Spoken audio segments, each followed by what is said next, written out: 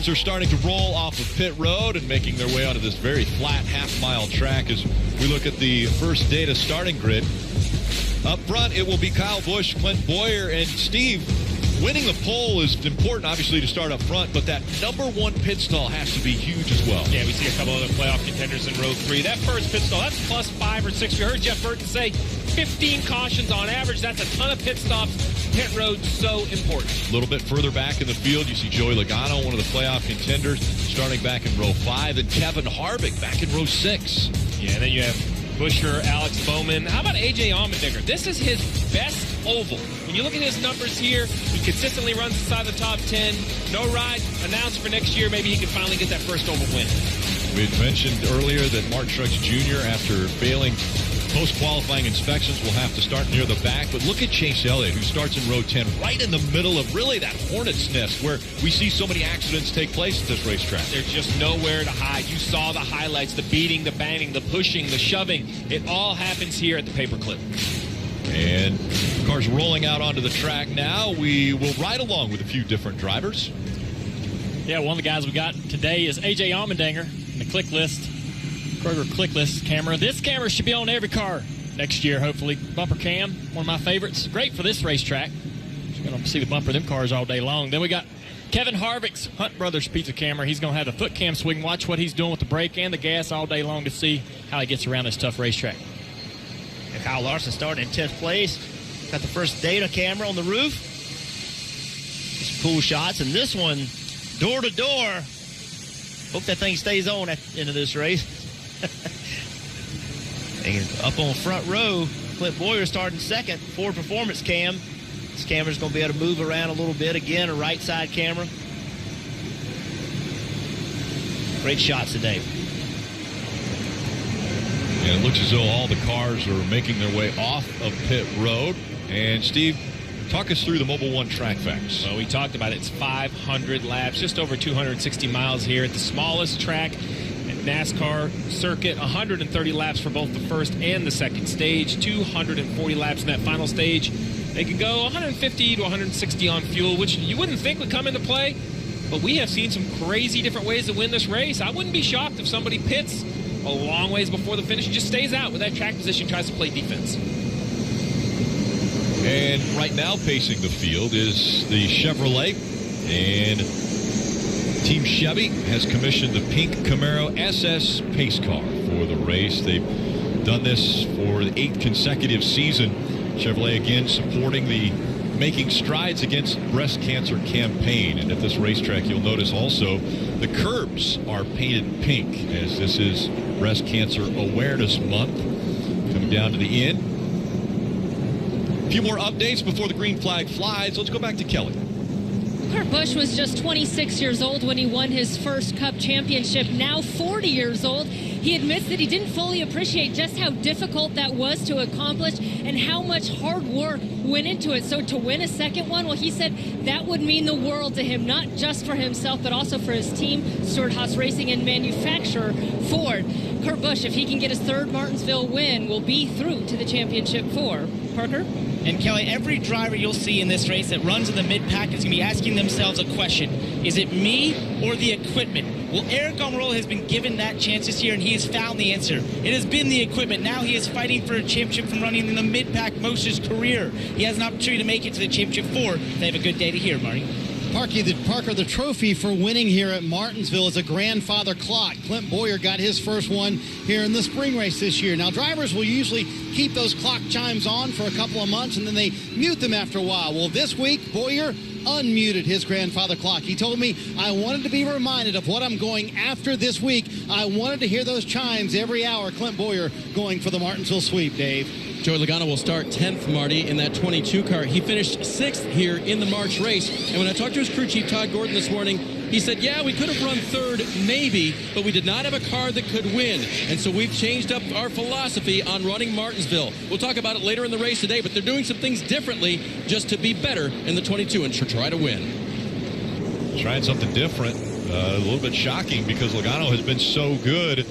And that's why the people come out. They come out here to watch incredible racing, and it's been happening here for longer than any other track in the history of NASCAR. Martinsville Speedway, founded all the way back in 1947.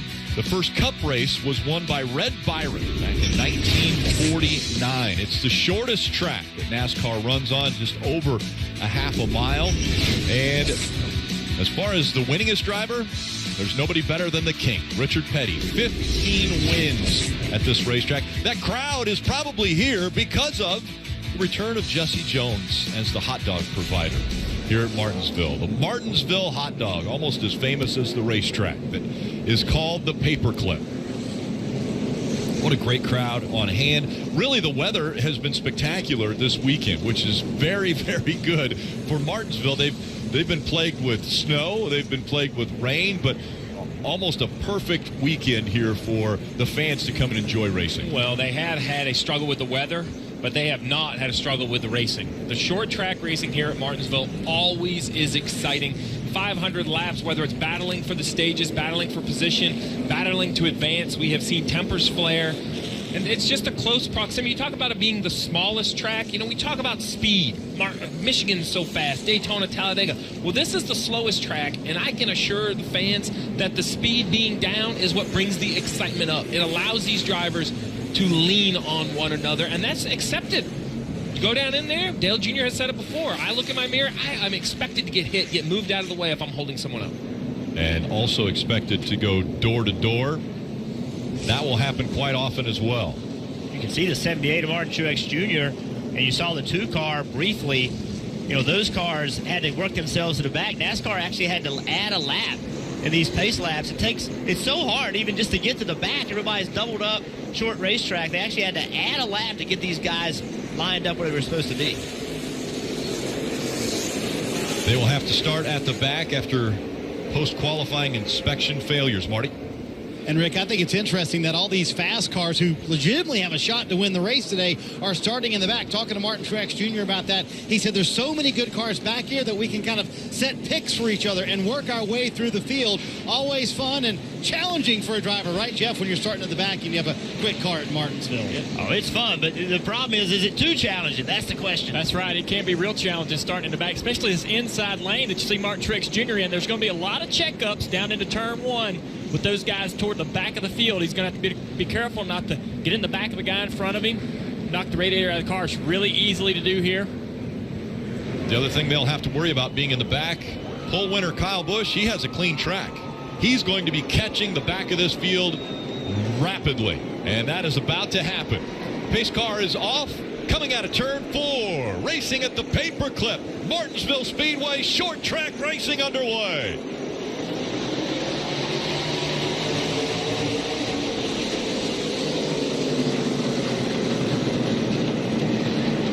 Clint Bowyer on the outside and Denny Hamlin. We talk about the inside being the preferred lane, but early in a restart, that outside will roll pretty well because you chop that car on the inside. He can't turn like he wants to. He can't use all the racetrack.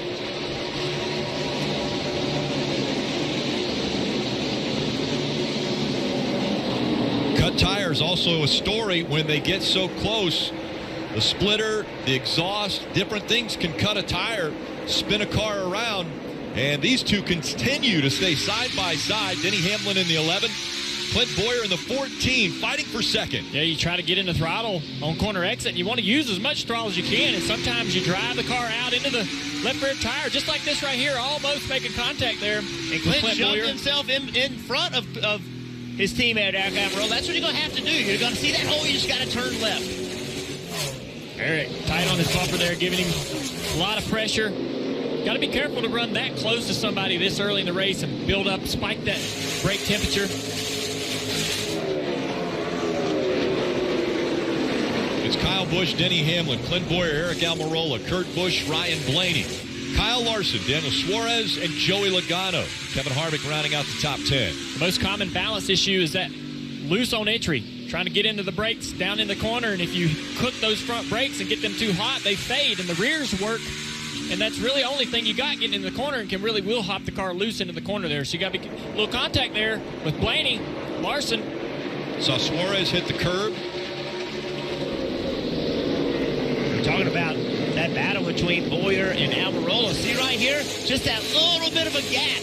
Clint Boyer decided he was going to take it. Eric Almirola's teammates saw it happening. So Eric, instead of pushing the issue, kind of let off right there, let Boyer in. That's something you won't see later in this race. Right now, this 42 car is faster than the 12 car. Watch right here. Kyle Larson's going to start to peak just a little bit, meaning he's going to show the 12 car Blaney that he wants that spot. Gets a good run on corner exit, runs out to the wall. Not the momentum he needs, but eventually if he ever gets that momentum, he's just going to get on the left side. Yeah, you see he wants it. You see him entering the corner just a little bit higher. He's trying to cross over in the center of the corner and get a run on corner exit underneath the 12 car. See him get in a little higher here, turn right here and try to get under him, but there's just no room there. He's trying to make that work, and he can make contact with the bumper on corner exit. There, that was big. That was big high exit. Now he wants to turn low here and get a drive off underneath. And now he's going to show it. Now he's going to stay to the left. Even though he's not there, he showed Blaney he wanted the spot. Blaney knew it and gave him the spot. That's textbook right here at Martinsville. That's how you do it. And Blaney was able to do that because he had a space to go. Joey Logano wasn't right behind him. Blaney saw that, went ahead and didn't give the fight to Larson and took that spot, just rolled in behind him.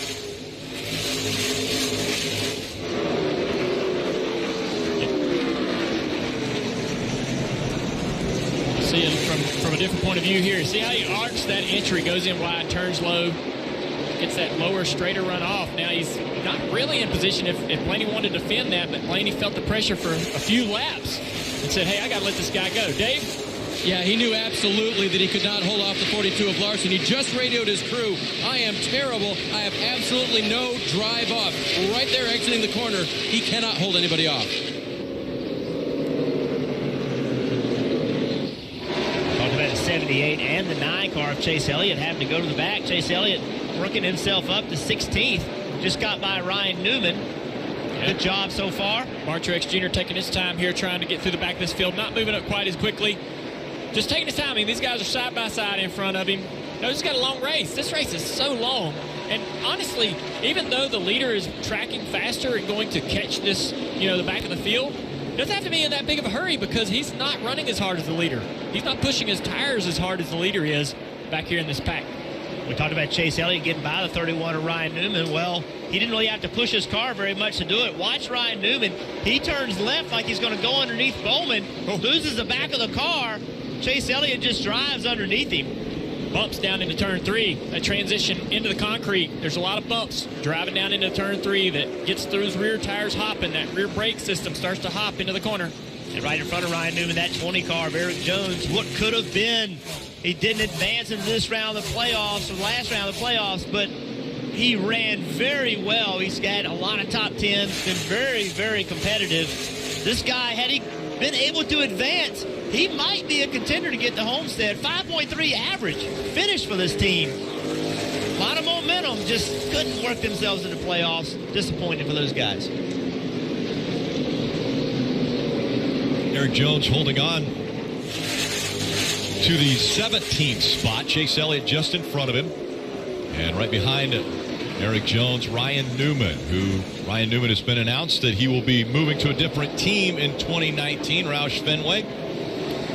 Martin Truex Jr. as well in the 78s. He'll have to find new employment because Furniture Row Racing, who he drives for right now, they're going away at season's end, Marty.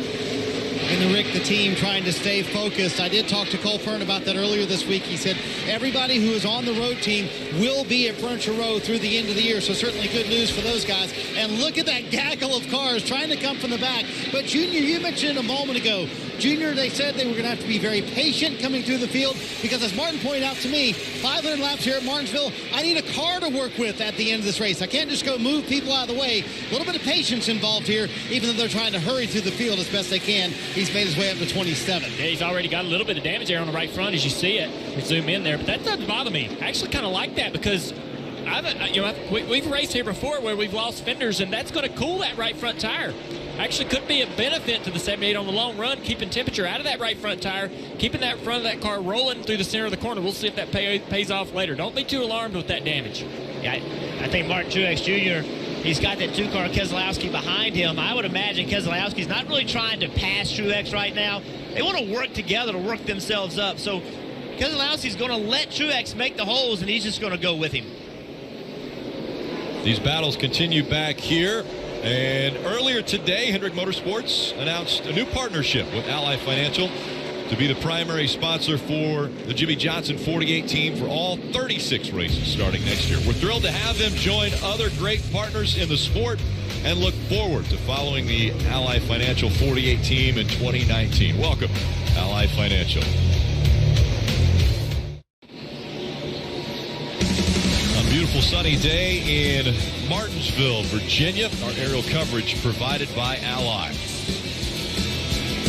NASCAR Drive, that's your live race day companion. You can watch throughout the broadcast and select alternate camera angles, or you can even ride along with in-car video of your favorite drivers. Visit NASCAR.com/drive, or you can download the NASCAR mobile app today. Still out front, Kyle Busch has the lead. And for more on Kyle, we go to Dave. He's got a couple of wins here, Rick, but it wasn't always that way for Kyle. He didn't always get this place. There were a lot of discussions that he had with teammates. One of the biggest was with that guy right behind him, Denny Hamlin, who knew this place so well and had success early in his career. Kyle credits Denny a lot, and now he's just trying to keep him behind him, Parker. That might be a tall task, Dave, because Denny had told me before this race, when he got done with practice, this was the best car and best practice he's had in years. And with 5 wins here, you know he knows the field. He was just told on the radio before he caught Kyle, they're just wrapping the bottom. Keep doing what you're doing. It's a tough situation to be in if you're Denny Hamlin, because you got a teammate who's, ooh, look at him do that. I'm a little surprised by that. Yeah. He just doesn't want to bother Kyle because Kyle's in the playoffs, but Kyle looks like either let him go by or wait, or maybe pointing him by. Denny Hamlin's so good on the short tracks. Several wins here in Martinsville. Wave. Just a really good short track racer. And he's running that line too, like that. Just there in 3 and 4, they ran that high entry and that low exit. That's such a good line for your drive off and keep the rear tires on the car on the long run, because you're basically taking steering wheel out of the car on exit. When you're turning and trying to throttle up, you can spin those rear tires pretty easy. See, this line here is going to save those rear tires. Good long run line. That's what makes Denny so good here, is he moves around, changes his line to protect his tires. And something we'll see from Bowyer all day long is just this. Bowyer likes to wrap that curve, likes his left side tires right on the curb. A lot of different driving styles. You see Kyle Busch, he sees it. He knows that Boyer's a little bit quicker right now. Give that spot up. Don't fight. Wear your brakes out, wear your tires out. When a guy's a little quicker than you on lap 35, you won't see that as this race advances. But look at Clint Bowyer. Watch him. Watch what he does compared to that 11 car. 11 car is using a lot of racetrack. That high entry you were talking about never gets to the bottom, really. Clint Bowyer's wrapping the bottom, left side's on the curve. What's unique about NASCAR is you can be eliminated from the playoffs, but you continue to race. So even though Denny Hamlin, who was in the playoffs earlier, is no longer in the playoffs, he's still fighting for something very important to him, which is he has had 12 straight seasons with at least 1 win. Well, in 2018, he has been winless. So he's still looking for that 1 win to keep that streak alive, to keep him going toward that ultimate goal of winning a championship. He won't have that this year, but he can keep the streak alive of consecutive seasons with a win. And this is the track, it seems, Rick, that those non-playoff guys, we're down to 8 every year. It's in the same round. We're down to 8, right? So non-playoff guys tend to win this race. Dale Jr.'s done it before. Jeff Gordon did it back in 05 when he was eliminated from the playoffs. We have seen non-playoff drivers as 2 Stewart-Haas drivers battle here. You know, it's short track racing. I also think the playoff drivers, as much as a win advances them to Miami, there's so much to lose. It's the first race of this round, and it's just so easy to get impatient early. Remember, we're only 38 laps in. This is a 500-lap race. Left side of your screen, you see the green boxes around the drivers that are currently in the playoffs. So Kyle Busch, Almirola, Kurt Busch, Logano, Harvick. Those drivers all still fighting to get into the championship 4. Marty? You know, Rick, it's funny, everybody this morning in the garage area talked about how good Denny Hamlin was on the long runs. Well, Clint Bowyer told me, I think we're just as good on the long runs. I asked Bowyer, I said, hey, you a little nervous? He said, you know what? I am a little bit nervous, but that's fun. I like that. I like being nervous and saying we have to run well at this race. They feel like this is their best shot to advance to Miami. As he told me, the ticket window, Rick, is open. I plan on punching my ticket today. And this is the first opportunity, the first race of the round of 8. This is the semifinal round. If you win here as a playoff contender, you advance to the championship round in Homestead, Miami. You see this shot right here. This is going to be a factor all day long. Denny Hamlin has called Corey LaJoie and Bubba Wallace trying to put him a lap down. That's going to help Clint Boyer, but Clint Boyer has been watching Denny Hamlin and watching that line he's been running, and Clint's changed his line. Yeah, Junior, he's completely gone away from what we normally see from Clint and changed to what Denny's been doing. Yeah, he seems to be kind of going back and forth between running his line that wraps that curve all the way into the corner, all the way through the center, to running that high entry and trying to do what Denny's doing right here. You see Denny kind of run high all the way through the corner. You give up entry speed, you give up center of the corner speed, but your drive off, you have so much more gas on corner exit here. You see him drive up on that 43 car on corner exit. Behind him. And a problem in turn 2, the 51. As Jeff Burton behind the wheel got up into the wall in turn 2. So we can come to pit road. Let them back it down. Let them come around here. Let them come around and we can. 44 laps into 130 lap first stage. Have to see. It was 43 green. Rick, we'll have to come back and see. That's a long time on those brakes. We'll see. He's already up in the wall. Perhaps melted the bead in that right front tire.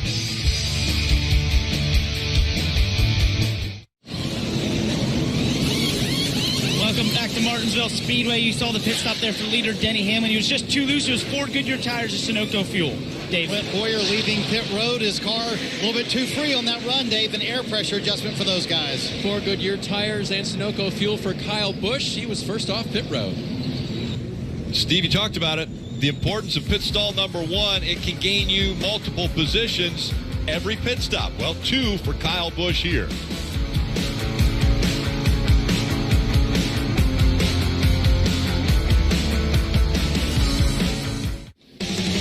NASCAR Monster Energy Cup Series. First day to 500 from Martinsville, Virginia on this Sunday afternoon.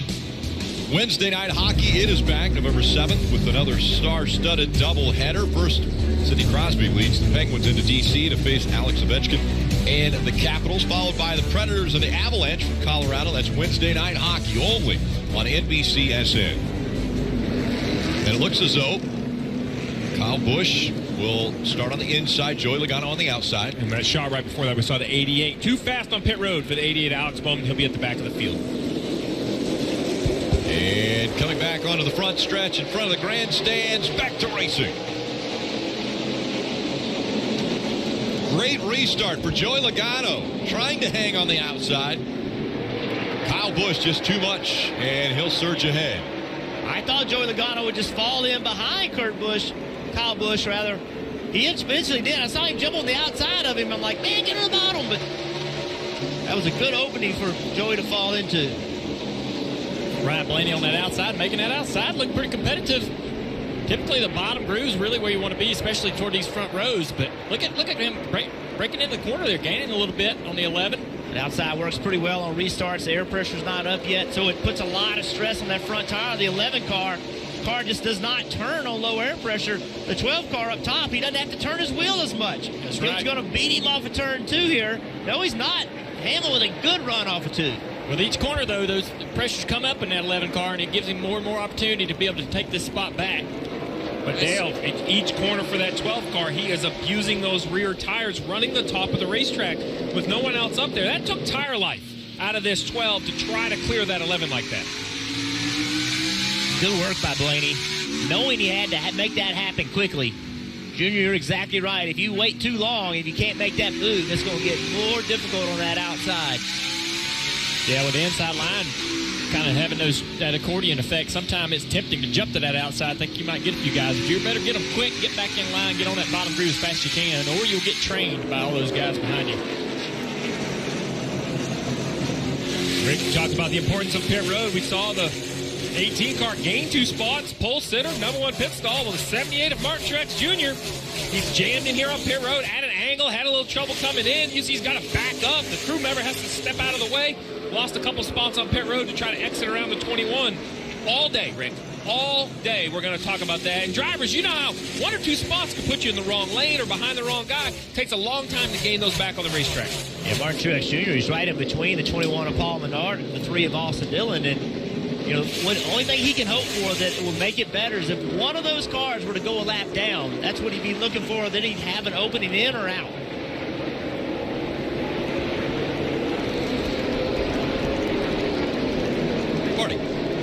And Rick, that's a disadvantage of not making tech today. Again, Martin Truex Jr. has started the back. They also lost their pit stall selection. On the right-hand side of your screen, nice little battle between Denny Hamlin, Ryan Blaney, and Clint Bowyer as well. Bowyer lost 3 spots there as he moves Blaney out of the way there to get that 4th position for the 14 car. He lost 3 spots because he slid too far in his stall, guys. So going to have to watch these Stewart-Haas cars all day long on pit road.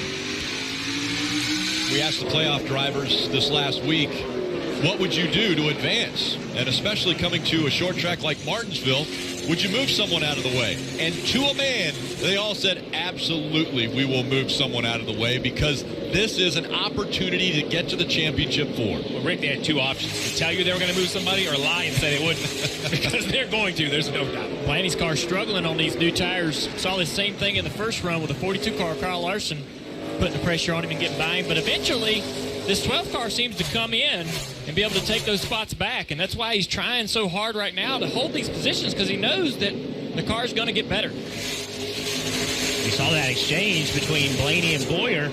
It really started back in 1 and 2. So right here, you see the 11 underneath the 12. Bowyer trying to fill that spot. Can't get the run he wants. He's like, man, I know I'm quicker. So he drives down into the 3. Thinks the 12 is going to give him the line. He doesn't. The 14's into the back of Blaney. Now Blaney's like, okay, I'm going to come back at you. Yep. That's contact right there. And then turn 1 and 2. Blaney got in behind Bowyer right here. And I wondered how hard is this going to be. And he didn't hit him hard, just gave him a little bit of a shot. And right back there in the mix is the 10 of Eric Almirola. Almirola's in the same position. He's fighting for every position on the racetrack, and he was another driver who we asked point blank, what would you do? Here's what he responded. There's opportunity to move your competitor when necessary, and when it comes down to it and it's towards the end of the race and you need that spot, you want that spot, you're going to do whatever it takes. And if that's ruffling some feathers, then so be it. That was as calm as you could say, I'm going to move him out of the way. If it's ruffling feathers, then so be it. Well, I think this is the toughest situation you have right here. It's short track racing. There's pushing, they're shoving. Stewart-Haas car in the 10, Stewart-Haas car in the 41, Stewart-Haas car in the 4. They expect to race one another. They are not out here thinking, well, my teammates are just going to let me go. But what does Kurt Busch do right here? He looks better than the 10. He's on his bumper. How many times will he look left and pull back in line? At what point will Kurt Busch say, all right, but I know we're teammates, but I got to go. I'm racing for my sponsors. Right there, look like a little bump. We saw earlier with the graphics and the telemetry, they're going 60 miles an hour in the turn here, and they're within inches of each other without hitting each other. That's like going on an off-ramp. You're getting off the freeway, and you're going 60 miles an hour trying to make that turn, and you got to stay off the bumper of the guy in front of you. Going 60 miles an hour. Look at that, A.J. Allmendinger. He hit him hard. Ran in the back alley, just getting in the throttle so good. Much better than the 9 car there. And you saw he just turned left on Chase Elliott down the back straightaway and said, look, man, I'm faster than you. I'm done messing around. I know you're racing in the playoffs, but I want that spot. This is a place where AJ feels like he can come and make a difference. This is a driver's racetrack, and he's ran really good here over the past several years, and he feels like this is their opportunity to be able to come out of here with a top 10 or top 5. Kelly? Remember, Chase Elliott in that 9 car is one of those playoff drivers that had a lot of ground to make up with showing as having started this race 17th. He's 11th now. You know he wants to get into that top 10. Hey, guys, one thing that he said about his 9 car is that his handling is so different from the cars around him that it's making it very difficult in traffic. Can you explain? Yeah, one of the things I'm interested in is the 9 car just running higher, but keeping the left sides in the rubber on the racetrack where most of the guys are running their rights. Interesting move there. May may save the tire life of that left side, left rear tire. But he opens the door up every corner to somebody driving underneath him. I'd be nervous about that. Under 62 laps to go in stage 1 from the Paperclip.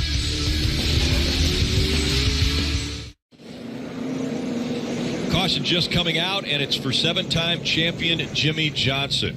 A 9-time winner at this racetrack, and here's what happens when you're fighting for position.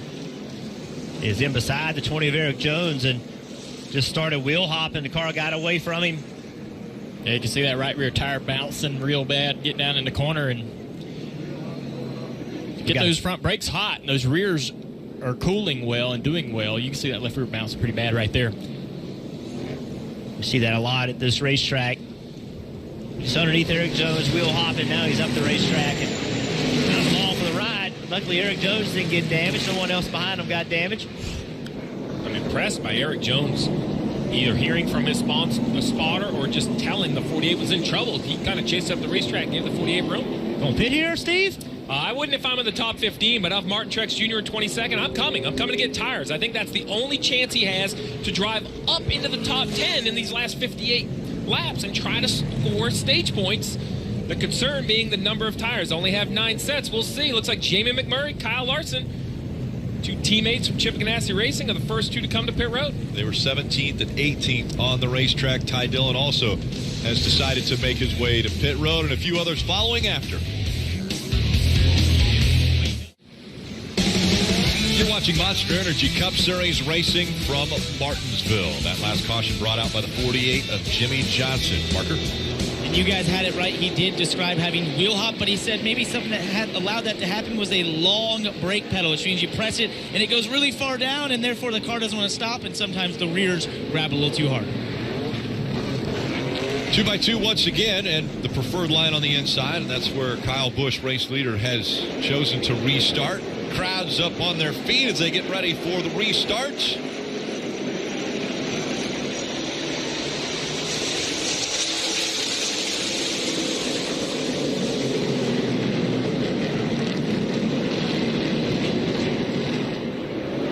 Contact almost there between the 11 and the 22 on the back straightaway. Logano trying to keep that position.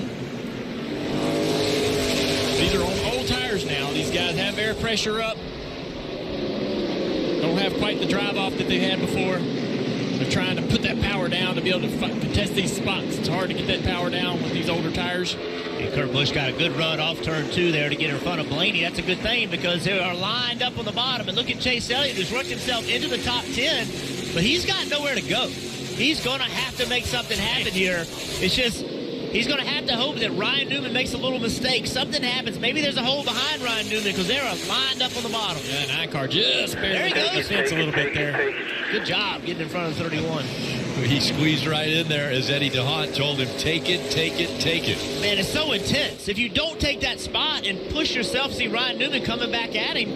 Chase Elliott, though, we saw earlier, he's been kind of running this upper line. I don't think that affects him as much as some other people with Ryan Newman driving underneath him. Most cars wouldn't be able to do that, but Chase has been up the racetrack anyway. We continue to watch this battle up here. Back a little bit more. The 42, the first car off pit road with fresh tires and making them work. He has sliced through a couple cars, 2 and even 3 wide. And now look who is in front of him. The 78, the playoff driver of Martin Truex Jr., currently outside the top 10, running 17th. Those stage points back there in 17th. And I've watched the 78 Rick push the issue a little bit. He knows these new tires are coming, Marty. Restarted 24th for Kyle Larson. He's up to the 19th spot and trying to get around Truex. Yeah, they decided on the 78 not to pit, Steve, because they felt like the car was just coming in. They also wanted to stay on the same tire cycle as the leaders. But that 42 car pitted because they were way too tight, but making those new tires work. And now it's just, we talk about patience. There's the 42. 2 wide. Is he going to force the issue 3 wide? Not this time. Looked like it was a little more challenging to get the power down than he was looking for, Rick. But he's going to be looking to the inside of this 78. Yeah, Steve, I think it's so hard right now for Kyle Larson to be patient. There's nowhere to go. They're 2 wide in front of him. He's just going to have to wait this out for a little while. 2 wide, 3 rows in front of him. So, but I think about, Junior, the position that Kyle Larson's in. You know, fast race car, good race team. We're not able to advance to the playoffs. Not a good year. He kind of voices frustration this week, but I think that makes makes Martinsville even more difficult for a driver that's had a disappointing year because you're in the middle of this all day long and the frustrations run high. Yeah, I think, too, he doesn't want to put one of the playoff contenders in a bad situation by going 3 wide here on Martin Truex Jr. It could be a reason for him being patient here. The 22, battling hard with Denny Hamlin for second. Kyle Busch just drove off from these guys. It's a great little battle between these three. And Denny Hamlin took that second spot away from Logano, so now Hamlin back up to second. Kyle Busch still leading, has a second lead. Logano back to third. Bowyer and Blaney rounding out the top 5. I get the sense that this 14 car, Clint Bowyer, his strength is on long runs. In watching only 86 laps of this race so far, I just feel like the longer the runs go, the better Clint gets. It's going to be interesting to see if he can keep that up during this race and if he can have enough speed to take off like he needs to. Right now, that yellow and red 22 car, Joey Logano, is running pretty well. He's pretty happy with it. He radioed to his crew, just a little free in, a little loose off, and just a tick tight in the middle. Anytime you describe all the problems with just smallness, it's a good thing at Martinsville, Marty. Hey, Dave, Jeff Burton gets an A on his paper because that's exactly the story with Clint Bowyer's race team. So much better on the long runs. His spotter, Brett Griffin, keeps saying, we're rolling the center so much better than these guys, but we can't pass anyone. Joey Logano moving a little bit there. But, Steve, how early as a crew chief do you start planning the end of this race, saying, hey, this looks like a track position race. We need to be in the right spot on that last stop? Well, it's still a very, very long race. I think you start thinking about the final stage at the start of the final stage. It's well outside of a fuel window. I think what all these drivers are learning is that, those new tires, while they are gaining a few positions on the 42, he's easily, still stuck outside the top 15. It's not like there's real estate where he can drive through all these guys, but it's definitely a track position race because you look how good these cars all drive right around the curve. 41 laps to go in stage 1. And Martin Truex Jr., the only playoff driver currently outside the top 10. You can get NASCAR coverage when you're on the go with NASCAR Mobile. It's the official app of NASCAR. It puts race coverage and live in-car cameras right at your fingertips. So search NASCAR in your app store or visit NASCAR.com/mobile. And because you got an A from Marty, we heard earlier, Jeff, you get to drive the Toyota Camry on-track car every week. Explain this. Yeah, well, my mother was shocked when she heard I got an A, I can promise you. But you can see my right hand. Inside the car, all these cars have several brake adjusters. Some of them are levers, and this one I happen to have a knob. And we heard that report from Parker Kligerman, how Jimmy Johnson had a long pedal. And what that means is you push the brake pedal, and it travels further than you want it to, and that puts more brakes to the rear, because your fronts are the ones that have gotten too hot. So what you can do as a driver is start adjusting that brake bias, put more front brake to it as the run goes on so you don't wheel hop it. That's something these drivers are going to do all day long. They're going to keep moving that, and then you have to remember, when the caution comes out, you got to run that back out and get the rear brake back into it. If not, you'll have way too much front brake when the restart happens. Yeah, talking to Jimmy Johnson earlier this week, he told me on restarts they'll actually start with rear brake in the car to try to keep that temperature out of the fronts on that restart while you're in traffic when the brake ducts can't get that air. These drivers have those tools, and they need to take care of that equipment all day here at Martinsville. This is a 24-lap green flag run, and we're seeing already the 18 of Kyle Busch is back into traffic. The 10 of Eric Almirola trying to hold off Chase Elliott in the 9. Chase running an extreme line here on entry, but he's got room behind him to be able to kind of move around and see what works. He's been doing that for quite a while, running really high. That time he doesn't, of course, once I start talking about it. Parker. Well, guys, I find that really interesting because that line that Chase Elliott was running was the line that Eric Almirola likes to run here at Martinsville. But after the spring race, he saw what Clint Bowyer did. He actually looked at his data and talked to his team and said, you know what? He's been hugging that curve. I want to start doing that. And his team has been coaching him throughout this entire first stage. Stay on the bottom. Stay on the bottom. They're telling him the other cars are good on the bottom and not wanting to let him diamond like the 9 is, Kelly. It's kind of hard to see, but on Chase Elliott and that 9 car right behind him, he's got a little bit of damage on that right side. It's around the wheel. He had a little bit of contact with the wall a handful of laps ago, but from what it sounds like, the team not too concerned about it just yet. Just another mark from Martinsville. Yeah, Kelly, what you can see also is You saw that little bit of damage, nothing bad, but Chase Elliott has changed his approach. He tried the bottom. As you started talking, Junior, he went to the bottom. And now he hasn't left it. And the reason why is because since he did it, he's been putting pressure on Aric Almirola. It seems to be faster. Now he tries the top.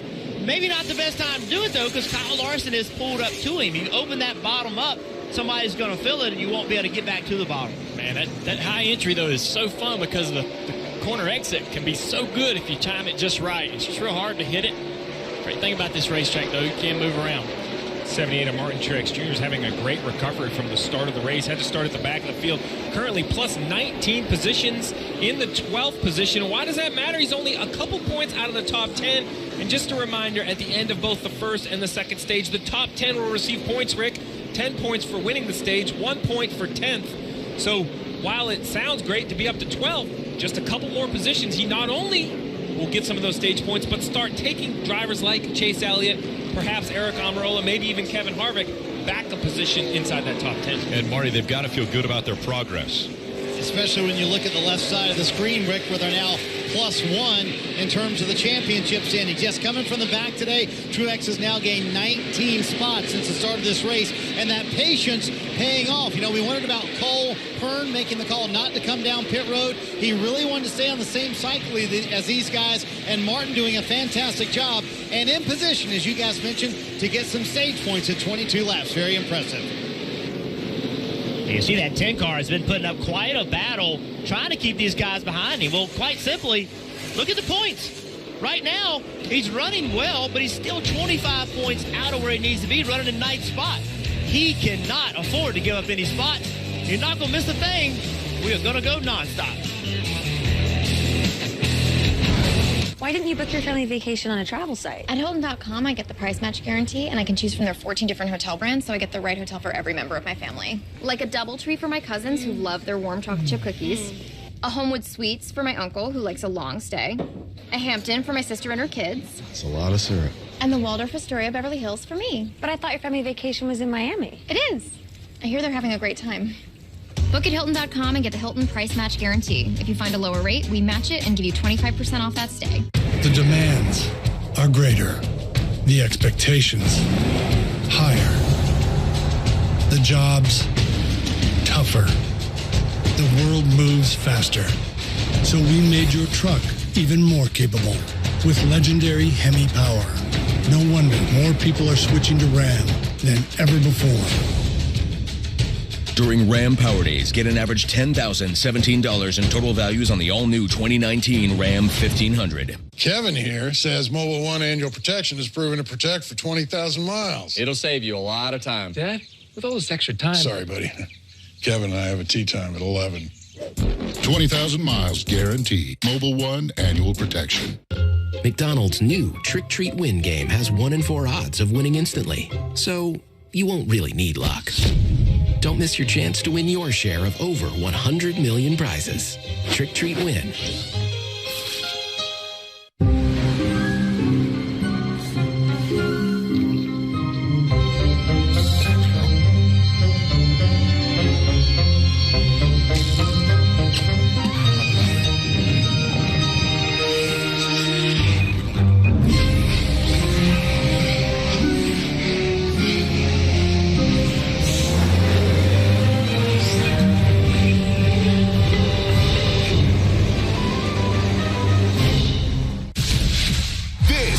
Wednesday Night Hockey. Now settle in for the Sid and Obi show. And whenever they face off, offense always comes first. It's a Wednesday Night Hockey doubleheader on NBCSN. What a goal by Harry Kane! Sergio Aguero does it again. He's a dribble! All rise for the Premier League this week on NBCSN and NBC. Non-playoff driver and Virginia native Denny Hamlin out front at Martinsville again. Just completed the pass on Kyle Busch. You saw it on NASCAR Nonstop. Action all over the racetrack. Yeah, right in front of these guys. Eric Jones got a ton of damage to the left rear quarter panel. He's got to watch out. The 11 car doesn't want to get up near that. See, it's rubbing that left rear tire on the 20, but it shouldn't be too bad.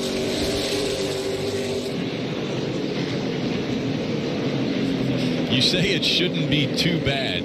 Anytime you have tire rub or metal on a tire, you're not worried as a driver? Nah, if it ain't blown yet. I mean, it's been bent for 4 or 5 laps and hasn't cut the tire yet. So gotta stay out there and hope that you can get a caution or something.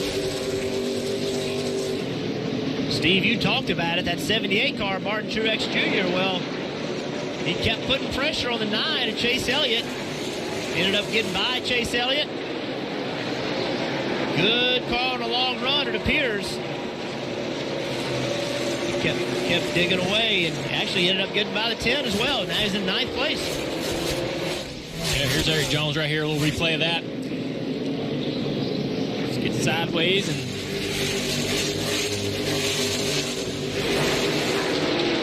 down here in turn 1. It's like Regan Smith really giving him the front bumper pretty hard there. That's going to make it a little more difficult to fuel that as well now, because that was right there too, by the fuel cell. That would be your concern right now is can you get fuel in that 20 car? And Denny Hamlin with 9 laps to go in this stage, I think he's just better than the 18. He kind of worked his way up there, was patient, found a way by in traffic, Kelly. A few spots back there, you'll see the 41 of Kurt Busch, who's really been the model of consistency this season with 19 top 10s, and you could hear it in his pre-race message when he told the team, let's just be nice and smooth, hit our marks, gives ourselves a chance. He said essentially do everything we've been doing all season, just a little bit better. He could be better. He needs more right rear grip. Dave. What a great race. And you see Ryan Newman there in the 31 car. He's moved his way up to 6th. Now, you remember when he was battling with playoff driver Chase Elliott a few laps ago? That was for 10th. So Newman on the move. And he promoted this race really well this week when he said the only thing you can get away with at Martinsville is being a little more violent. He's had to use a fender a couple of times to get there, but he's going to the front, Parker. And Dave, with 7 to go, Eric Almirola has fallen back to 10th here as we come to the end of stage 1, and that is important, obviously, for the playoff, the point there in 10th position. Remember everything I said about him running the bottom and his team telling him to stay on the bottom? We'll scratch that as he goes to the bottom there. He's been running the top and using that to his advantage and actually ran some lap times as fast as the leader, Marty.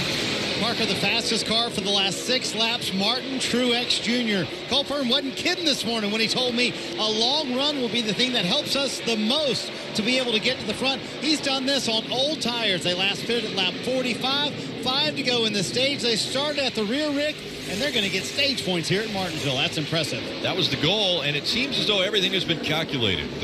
We've mentioned so many times emotions when you come to Martinsville. Not too many emotional moves yet at this racetrack. Everyone's been fairly polite and calculated with every move that they've made. I wonder if Truex can actually get to Blaney right here. It's going to be hard with only 4 laps to go, but Truex is clearly faster. Martin Truex Jr. has never won at a short track, and I'm sure that he's sick of hearing that statistic repeated over and over.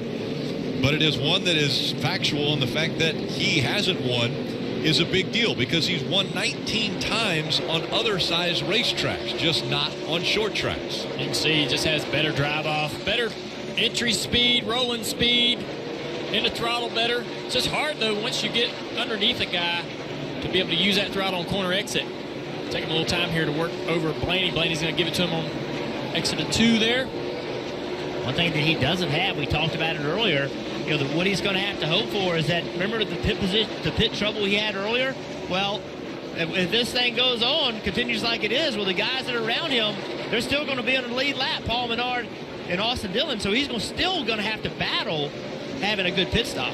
Denny Hamlin coming into 3 and 4 for the final time in stage 1, looks to the outside of William Byron, but he will see the green and white checkered flag winning stage 1 at Martinsville. And Logano able to steal a spot from one of the big 3, taking second away from Kyle Busch.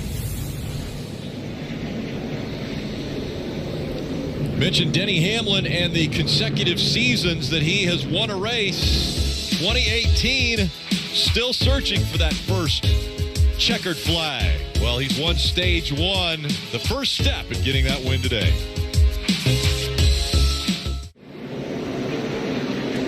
Well, Welcome back to Martinsville Speedway. Here we have pit stops underway. Denny Hamlin is your leader right now. He was frustrated how much the track was building up rubber and causing him to get tight. It's going to be Ford Goodyear tires and air pressure adjustment and Sunoco fuel for Denny Hamlin. Trying to play playoff spoiler, Dave. At the line, Joey Logano got an extra stage point over Kyle Busch there. They'll make an air pressure adjustment for a car that was handling a little ill and a little bit hot. As for Kyle Busch, he said, did he beat me? Man, not handling well right now is Kyle Busch. He'll get 4 Goodyear tires and Sunoco fuel. Still has that number 1 pit stall as the crew finishes up. Will he gain that position back on Logano? He won't. Logano and the 11 of Denny Hamlin were able to beat the 18 off of pit road. The 24, though, going the wrong direction on pit road. We talked about how tight that is. Yeah, these pit boxes, they're only 28 feet long, 14 feet wide, very narrow. The 14 leave, that's heavy damage to the right front of the 14, although the fender looks pretty good. Concern it might have damaged the suspension parts. We'll have to just wait and see. Don't have a meltdown over Sonic's quarter-pound double-stack cheeseburger plus tots. It has 2 types of melty cheese in the middle. Just breathe. It's only $2.99. The NASCAR Monster Energy Cup Series first day of 500. Continuing stage 1 is complete, and we mentioned you're going to see some bumping and banging on the racetrack. You're also going to see it on pit road. Let's investigate what has happened here to the 14 of Clint Bowyer and what this damage looks like. Yeah, this is heavy contact between the 14 and the 24. The 24 trying to enter his pit stall, the 14 leaving. But I'm shocked, guys. The right front corner of the 14 looks great. A little dent in the front, a little kink over the tire, but I was expecting much, much more damage on the 14 car. Let's listen in. I said it looks like it's further forward on the nose. It doesn't look like it's anywhere near the tire where it's creating a rub. I think we're fine. From what I can tell, I don't see a hole even in the nose. I just see it caved in a little bit. I think that's a pretty accurate diagnosis. My only real concern would be as the run progresses or the race progresses, it looks like it might have broken the seam from the fender to the nose on that right front corner. So if he continues to hit people, it could become a problem. But I think right now it's a non-issue. We talked about track position when this race started, and even on pit road it matters. A 78, he's surrounded by 2 people on pit road, but because he's running in front of them, it enables him to stop short in his pit box. That's huge because Paul Menard, even though he stopped short, gives the 78 enough room to get out. Track position matters. Him being in front of the guys he's near on pit road allowed him to position his car in his pit box where it needed to be. Ryan Blaney had an uncontrolled tire on pit road. He was running 7th. He'll have to go to the back. And Steve, whose call is that, by the way, as far as when the 14 comes out of his stall? Does the crew chief tell him? Yeah, normally the crew chief has to give you a couple pit stalls away, but I was surprised. He was a long ways out of his stall. I don't think he had any idea the 24 was pitting. Field coming to the Geico restart zone. Stage 2 underway. Interesting restart there. The 22, look how far out he is. Maybe he got a jump. I think there was some orders for the rest of the Gibbs guys back here. The 18 held back, letting that 11 have that position. Only thing I could think there created that strange restart.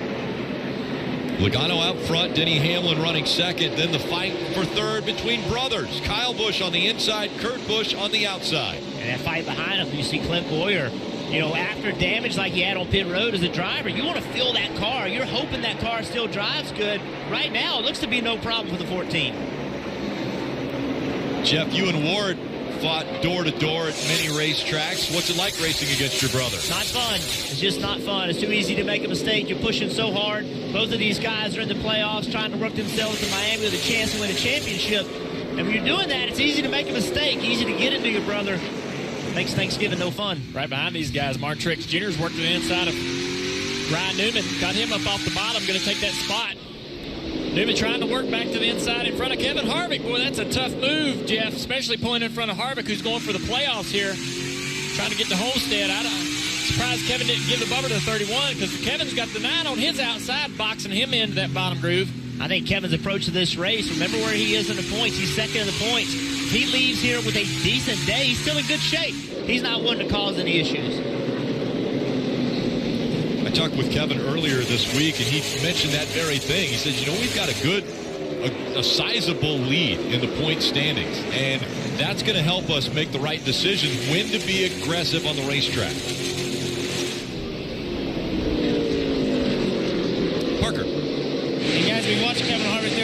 just inside the top 10. He's kind of been there all day. It's been a little frustrating inside that car with the drive off. Just has not been able to hook up those rear tires on the X of the corners. And we talk about on the long run, the cars that can really hook up those rear tires move forward, and that's why he has not moved forward. He has just not been able to find a way to get those rear tires to hook up throughout the first part of this race. Patience has to be there for the driver and the crew chief. This track is going to continue to change. We are not even 200 laps into a 500-lap race. I know it sounds like a broken record when you say it's going to change, but in my notes when I would come here, at lap 300, I would make a note to make a major adjustment to the race car, even if we were good, as we look at Kevin Harvick working his feet. You're going to watch him. This is part throttle, so he doesn't really get wide open until almost all the way off the corner. Now watch him. Just a pump with the brake pedal, make sure it's there as he drives down into the corner, but it's going to continue to change. And drivers, I see this strap to his heels. Those are for heat, right? There's so much heat on your heels, you want to make sure that they don't get too hot. Yeah, this is a place where you definitely would wear some protection to keep that temperature out of the shoe and not get any blisters on your feet. A lot of brake temp coming in, a lot of brake temp and exhaust temp coming in through that floorboard. This is a place where you definitely need that protection. Take a look at this replay of the 41 Kurt Busch. 18 and the 41 of Kurt Busch, both getting by the 11. Denny maybe sitting here thinking, I got a pace that I want to run. It's faster than this right now, faster than what you guys are doing. I'm here for the long haul, here to win this race. Give up a couple spots now, get them back in the long run when you have that drive off that they don't have because they didn't save their tires as well. Yeah, it's interesting because he pulled over hard enough to let both of them go by. Wasn't just letting his teammate go by. So Logano's out front, and then it's Kyle Busch and Kurt Busch. I mentioned the brothers racing each other. Kyle Busch just in front of older brother Kurt Busch. Here's what he had to say about racing against his brother. With the way you don't know who's going to be there running you down, or you don't know if you're going to be chasing that guy down. I would love the chance to have a run at my little brother or have him running me down. That would be the guy that I would least want, but at the same time, he'd be the one I would pick to race against. It's so hard to race against your brother. You take a lot of pride as a family. Look at what we're doing. 2 champions from the same family. That's very difficult to do, as you know.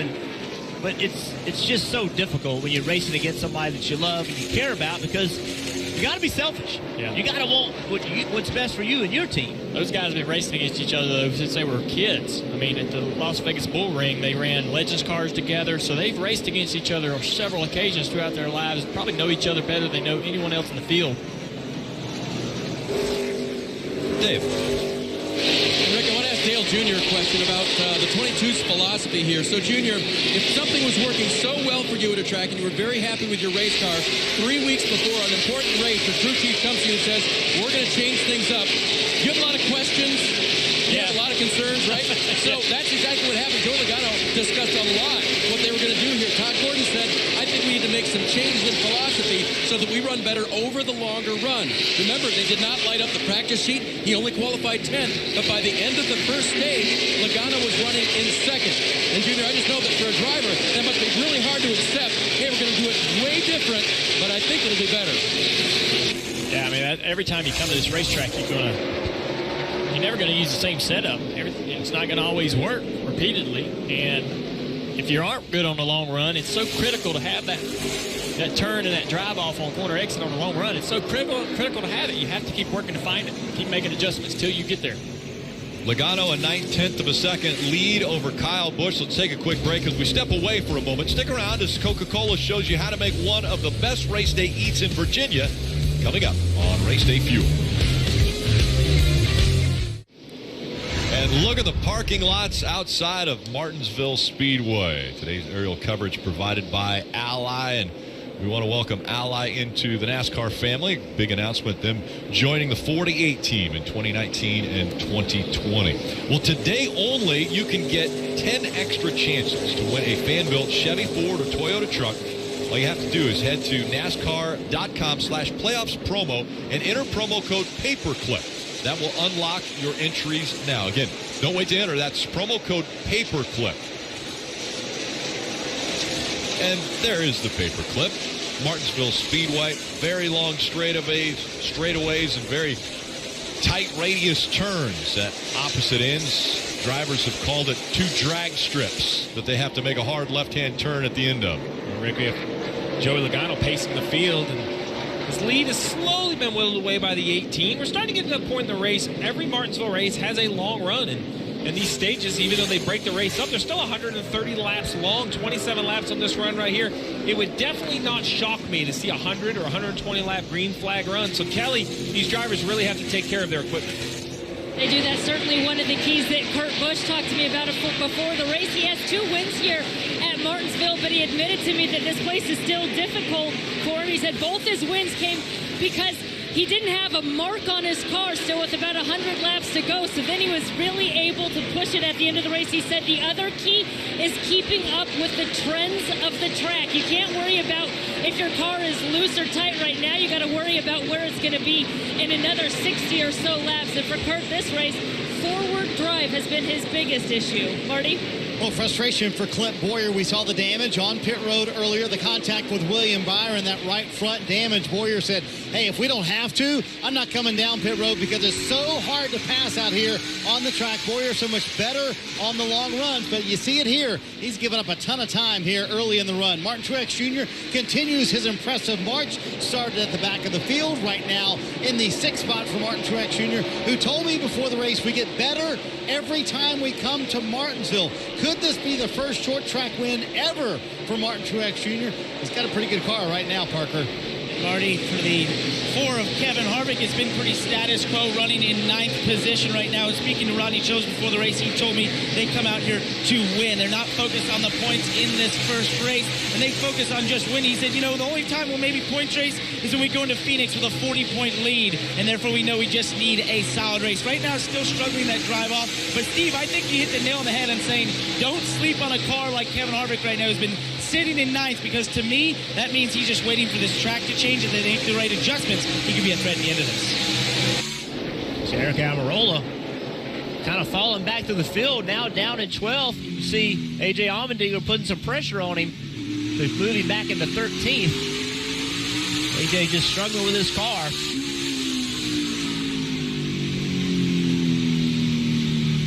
And riding right on the bumper of A.J. Allmendinger. We see how close he was to that curb, and here's more close racing. Man, look at that. And into the side of the 14 and then into the curb. So Martin Truex Jr. trying to get by the 14. The 14 pinching him down. There was a little contact, and then the 78 even hit the curb. And to hope that the 14 doesn't get any damage to his tire there with that kind of contact to the left rear tire. Looks like he's going to be okay, but also banging the right front tire into the doors of another car can knock the toe off a little bit on that 78. So it's a pretty good contact for both those guys. Right behind Clint Bowyer, we see the 31 of Ryan Newman. Rick, it was announced he's going to go drive for Roush Fenway next year. Currently his 5th year at RCR. This relationship's going to end at the end of this season. A great run for the 31 inside the top 10. Just has not been the season they've been looking for out of the 31. This is a car that has made the playoffs in the past. Never really contended as a chance to make the playoffs this year, Marty. And guys, Martin Truex Jr. came on the radio after that pass of the 14 car, said, I don't think he knew I was there. He just didn't know I was there, and that's why he came down as the battle of the lead is heating up a little bit. But right now on the 14 team, you get the sense, Jeff, everybody trying to hit the calm button, right? This is the team that can kind of get excited at times, trying to keep the nerves calm in the 14 camp. Well, worst case scenario for them. 22 car leading the race. If he were to win this race, that puts a tremendous amount of pressure. It makes it that much harder to get to Miami. So having a little bit of trouble after problems on pit road, a car that you don't want to see win, lead the race, that's what Martinsville's about. The pressure mounts as the race moves on. There are only 4 spots in Homestead, Miami that are available. 3 different winners could come out of the 3 races in the round of 8. Everybody that wins has a guaranteed spot. Then that 4th position would be points, and that would be the only way to advance into that 4th position. So those positions will dwindle as we continue on through this round. Well, Rick, the car I've been watching this entire run, the 11 of Denny Hamlin. We talk about the length of this race. We talked about it at the Open. 500 laps. We're 179 laps in. Denny Hamlin, he is almost on cruise control running in the 4th position. He doesn't look like he wants to go to the lead. This 5-time winner knows how to save equipment, stay out of issues like this. Don't bang fenders, don't cut tires, be around when it matters most at the end of the race. You're watching Monster Energy Cup Series racing from Martinsville.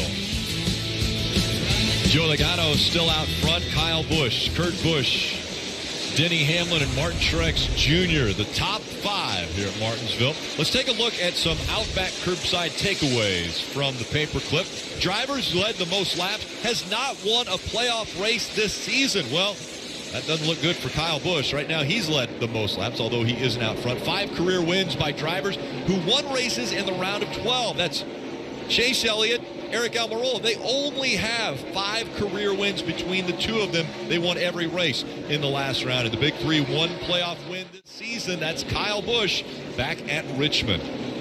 Now, if Kevin Harvick places in the top 10 today, you get a free Bloomin' Onion with purchase on Bloomin' Monday. Oh, man. Bloomin' Onion, Rick. You're right. That's right up my alley. You little bit hungry, maybe? I'll tell you. Bloomin' Onion sounds good. You're looking at the leaders over there on the left side. Joe Logano has just lapped Kyle Larson. He's drawing up on that 12 car of Ryan Blaney to try to put him a lap down. Blaney, a car that was actually running the top 10, had good speed early in the race, struggling right here.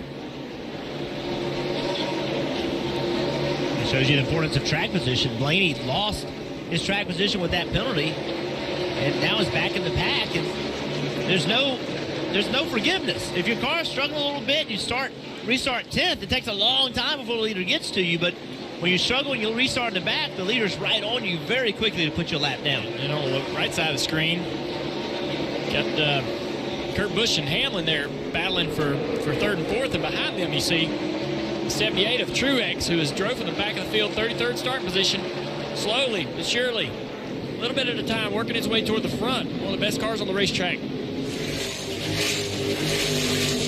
I'm telling you, I think that little hole in the nose, keeping that right front tire happy, keeping it cool, keeping this car turning on the long run. And Junior, I don't think Martin knows about that little hole helping out that right front tire, but the one thing that they have noticed is all the rubber that's laying down on the racetrack. So Martin has moved his line up just a little bit like everybody else, and he can kind of cut down. You talk about all the different lines here at Martinsville.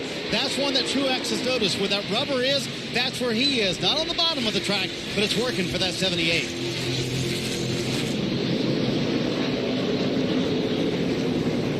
When you think about Martinsville being a half-mile racetrack, one groove is what everybody thinks, but it's not. And so with this shot, it's so awesome because you can see what people are doing differently. See the 41 car drives in the corner, left sides, right on the curb. The 11 car of Hamlin, he never gets to the curb till the far corner exit.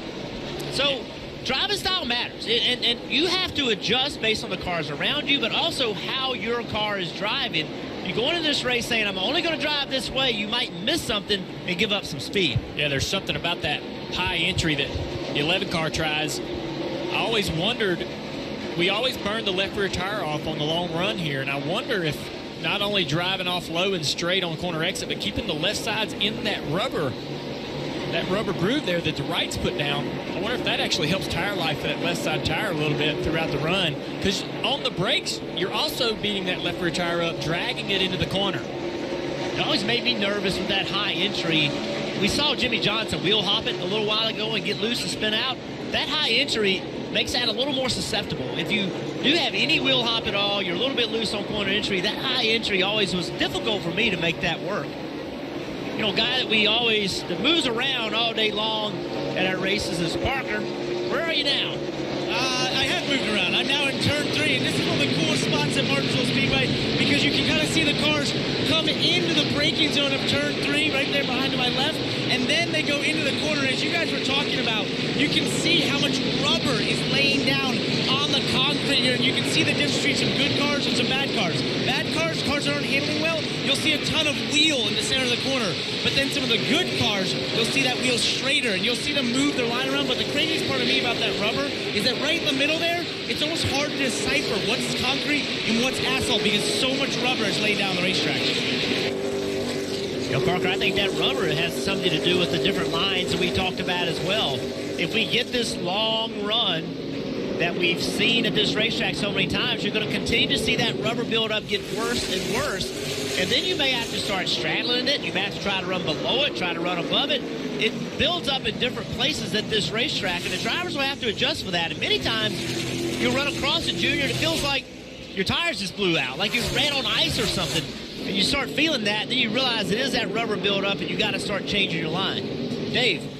So, Jeff, you know, passing cars on the track is one way to get to the front. Another way is to pass cars on pit road. You're looking at Graham Stoddard. He's the new Jackman on the 22 team this week. When Brad Keselowski and Ryan Blaney were eliminated from competition in the playoffs last week, Stoddard, working on the 12 car for Blaney, was picked up for this 22 team. He was just a little bit quicker at being both a Jackman and a tire carrier. Remember now, with fewer people over pit wall, they've got to do some multiple jobs. Graham was a tire carrier who learned how to be a Jackman. And crew chief Todd Gordon told me that was a little bit better right now than their Jackman who had learned how to carry tires. And Dave, one of the things that the fact that they only have one car in the field now, or the playoffs, that gives them that opportunity. Look at Stewart-Haas Racing. They have 4 cars in the playoffs. They can't move men around. They can't move pit crew members around because all of them are still working on their respective teams to try to get their car to advance. It's hard to believe that success could absolutely hurt your chances moving forward, but a cautionary tale for the playoff cars. The 12 of Ryan Blaney was really good in practice, really good to start this race. He ran the entire first chunk of this race inside the top 10, but the last time on pit road, had a penalty, had to go to the back of the field. Currently 25th on the lap down. This is a good car. Been good all weekend long. Cannot recover from a penalty. Talking about the pit crews can't really switch guys around at Stewart-Haas because they got so many guys in the playoffs. They need to work on the race cars a little bit right here because Clint Bowyer's under heavy pressure from Chase Elliott. This puts Clint Bowyer back in 8th place if Chase makes this pass. Behind him is teammate Kevin Harvick in 9th. Eric Almirola all the way back to 13th. Only Kurt Busch in the top 5. So these guys not having the day I thought they would. Clint Bowyer, we thought, was one of the best cars in practice, struggling right now. I think for Clint and his team, they need to take a step back and not necessarily say we're struggling because of that pit road damage. I think that's what's difficult for them. Is that affected it, or is the track changing? Because 2 of your teammates, they're not running well either, Marty. And, Jeff, we talked about that with this race team. Micah Ravitch doing the best he can. Brett Griffin is trying to keep Clint calm inside the race car. He is really struggling with loose on entry and loose through the center. He has been really having a tough time with it on that run, and that's kind of where they were good in the first part of it. So, Steve, you talked about making big changes throughout this race. They've made a couple changes on the 14 car, but struggling with the handling right now. You have to get ahead of the track. You cannot keep playing catch-up, Rick.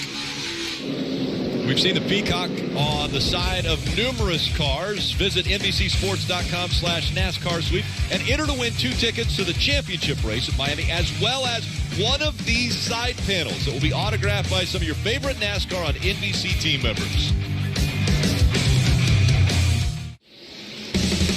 NASCAR on NBCSN is brought to you by Ford. Going further so you can. Credit One Bank, the credit card perfect for everyday purchases. Sonic's quarter-pound double-stack cheeseburger plus tots, now just $2.99. And by First Data, driving the world of commerce. Check us out today at firstdata.com.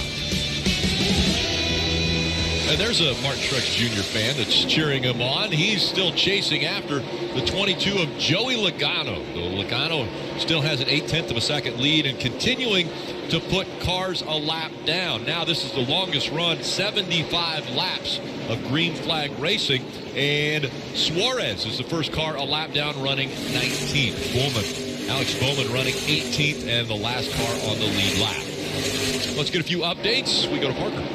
It starts with Denny Hamlin there in 4th place. You know, he's led 31 laps, but this run has not been great for him. You know, in the last run that he actually took the lead, he was in the long run and his car really worked the best. But over the course of this run, he says he's just starting to get tight in the center and losing that drive off. And Steve, I know I heard you say that basically you thought maybe he was holding back. Well, just in the last couple laps, he's starting to turn some great lap times. You see him drive by Kurt there, Kelly. All right, really solid race for A.J. Allmendinger, who always seems to shine here at Martinsville. It was announced he would not be returning to JTG Daugherty Racing, and he told me today that he doesn't look at these last 4 races of the season as an audition or anything, but he acknowledges they could be his last 4 NASCAR races ever. Said maybe not, I don't know. He's just always trying to be at his best, he said, for himself and for the guys on his race team. He said whatever happens, happens from here. He has a car that seems to come to him over a long green flag run, Dave. Ty Dillon staying out of silly season, told his team a few weeks ago, no, I'm staying for sure in this car, and it's a good thing. Remember that black line that Parker showed us where the rubber's building up in the track? They told Ty, that's where the leaders are running well. Stay in the black. Right now, Ty is running 15th, Marty. First car 1 lap down is Daniel Suarez. The weekend started promising. He qualified 8th, but they've been struggling with a very loose race car. I had a chance to catch up with Daniel this morning. Of course, a lot of the talk about what's going to happen in 2019 for Daniel Suarez. He told me no news to report yet, but we're getting close, and I hope to have an announcement very soon. He told me, quote, I'm very happy about what's going to happen next year. Really excited about it. So some news coming very soon for Daniel Suarez, Rick. That's great news. I mean, there's so many drivers changing positions, teams closing down, drivers retiring at the end of the year. It's hard to keep up with where everyone is headed. So your replay here for the 78 car coming up off the corner on the inside of Ricky Stenhouse Jr. and he gets in his door. Man, Truex is just taking so many chances out there. He had a lot of contact today for a guy who is trying to keep it clean in this playoff situation that he's in, but he's driving through the field, really putting some pressure on Kurt Busch right now for 4th place. Driving hard, man, like possessed. Remember, he's never won a short track race. He's tired of hearing us say that. I know he is. Yep. He's a good short track racer. He just, he obviously, or he was not great at it, but he's good at it. He runs well. Ran pretty decent here in the spring. Well, and you have to remember, guys, that he hasn't won on a short track in the Cup Series, but in all the series that he's raced at coming up, that's where he was running most of his races, at the short tracks, coming through the K&N Pro Series or even through Xfinity Series. He had great success at all racetracks, but he just hasn't been able to find victory lane in the Cup Series yet on a short track. Yeah, and the thing is, too, we don't run a lot of short tracks. There's only, considering whatever you think a short track is, I think Richmond, Bristol, and Martinsville, the only opportunities he has to win those races. And it's hard to do. It's just hard to race. It's a hard race to win. You can have a great car at a mile and a half. You can kind of get spread out a little bit, take care of yourself. Here, you can't really take care of yourself. You see already all the contact and stuff that he's gotten himself into or been involved in with other cars. And you and I never won road course races. Everybody knows we were great at it. Amazing. Yeah, very good. I'm glad that you reminded us of that. That's the information that I'm sure. Well, look at this. You're not supposed to leave pit road with equipment, especially a jack. And that's what Timmy Hill had just done. You're watching NASCAR Monster Energy Cup Series racing. It's the first day to 500 for Martinsville Speedway. Monster Energy Cup Series playoffs will head to the Lone Star State next weekend, and nobody puts on a show quite like Texas Motor Speedway. It's race 2 of the round of 8. Pressure mounting to advance to the championship for NASCAR.com/tickets if you want to join us in Texas next weekend. Just moments ago, the 3 of Austin Dillon got up out of the groove and almost into the wall. Yeah, Austin was running 10th place when this happened, 11th place. Melted the right front bead. You see him go up the track. Luckily for him, stayed out of the fence and was able to get to pit road. And that can happen for several reasons, obviously. You can create a lot of heat in the brakes by running in traffic or just by running. Oh, look, we got another car here on the front straightaway, 95. having trouble. Regan Smith. But with 25 laps to go, his right sides are up, but with 25 laps to go in this stage, this is worry time for everybody. You just saw a good car melt a right front bead. It makes everybody concerned that this could happen to you as well. What are you telling your driver now, Steve, this late into this run? Well, now it's about survival. It's 24 laps to go. Understand how hard you pushed your equipment, and if you feel like you have any brake feed, let a spot go. Don't push the car to the point of failure. We have to finish these laps. You have to finish to gain points. A point seems important until you're on pit road losing multiple laps here at a short track. I was going to say, you can create heat there, but you can also have a cooling, not enough cooling. We've talked about that before, Letarte, where you just don't take, you can only cool so many things. So being able to cool the brakes plus the bead, you got to be able to have enough hoses up there to do that. And 3 back on pit road. Yeah, we're hearing that perhaps they have some suspension damage or something, Marty. And he's coming in. They do think they drug off the right front sway bar arm for the 3 car. He said something is wrong. So they're going to pop the hood here, go underneath, see what they can find. But they do think it's a sway bar arm on the right front. They do think also it was a melted bead on that right front earlier for Austin Dillon as well. So a lot happened here at the end of stage 2. Sway bar arm is basically just a part of the suspension, connects the sway bar to the lower control arm. But remember, no interliners, Rick. So when that tire goes flat, you're on the wheel riding lower than you would at an intermediate track. That puts that piece of steel on the racetrack, just like a grinder, grinds the metal away until it wears through. One of the Chase drivers running in the 7th position, the 9 of Chase Elliott. Kelly? Yeah, it's been a busy weekend for the gasman on the 9 car. John Giannotto left his mark in the Guinness Book of World Records yesterday for fueling the most cars ever in an hour. It was 148 regular street cars. They weren't race cars. He did that up in Queens, New York yesterday. So congratulations to him. I think he admitted he was a little bit sore after all that work he did yesterday. And I'll tell you, I hate going to the gas station. If I could get 148 fuels done in 1 hour, man, that's something else. Where is he? 104. I mean, that's my kind of guy. I would have liked to have been one of the cars that he would have fueled up. John's a great guy. Super strong, powerful. The day he showed up at Hendrick Motorsports, all the crew chief's eyes kind of lit up. We need to get him on my team. It was a little bit of a draft war to figure where he would end up. Allen obviously won. Only 18 laps to go in stage 2. You're not going to miss a thing as we'll go NASCAR nonstop. Multiple playoff drivers in the top 10.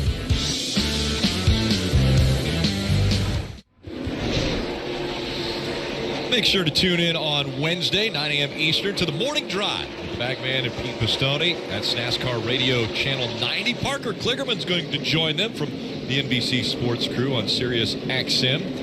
Again, that's Wednesdays, 9 a.m. Eastern for the Morning Drive. And Parker Kligerman. Joey Logano has a 6/10 of a lead with under 9 laps to go now. You have made a prediction. You believe that the 11 is going to be able to catch him and pass him. Steve, is that right? I do. I see 2 Stewart-Haas Racing teammates here battling right in front of the leaders. But that 11, the FedEx driver, he's won here 5 times because he understands the long run. He's been patient. He hasn't slipped the tire. He hasn't heated up the brakes. And it shows as he closes to the bumper of the 22. Look at the 22. He knows the 11's coming. That 11 at Denny Hamlin turns the middle of the corner, guys. So good. Tell you somebody else who knows that 22 is coming is that 4 car, Kevin Harvick.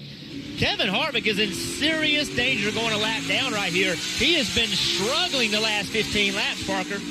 Guys, you see Jimmy Johnson right there trying to hold on to the lead lap. 1, it's a great comeback from spinning out earlier, but 2, he was instructed to hold off that 22 at all costs to stay on the lead lap here. This is a heck of a battle. And this is for not only lead lap, but also the race. The stage 2 victory. Here comes the 11 moving to the outside. And the 22 dives to the inside of the 4, trying to put Kevin Harvick a lap down.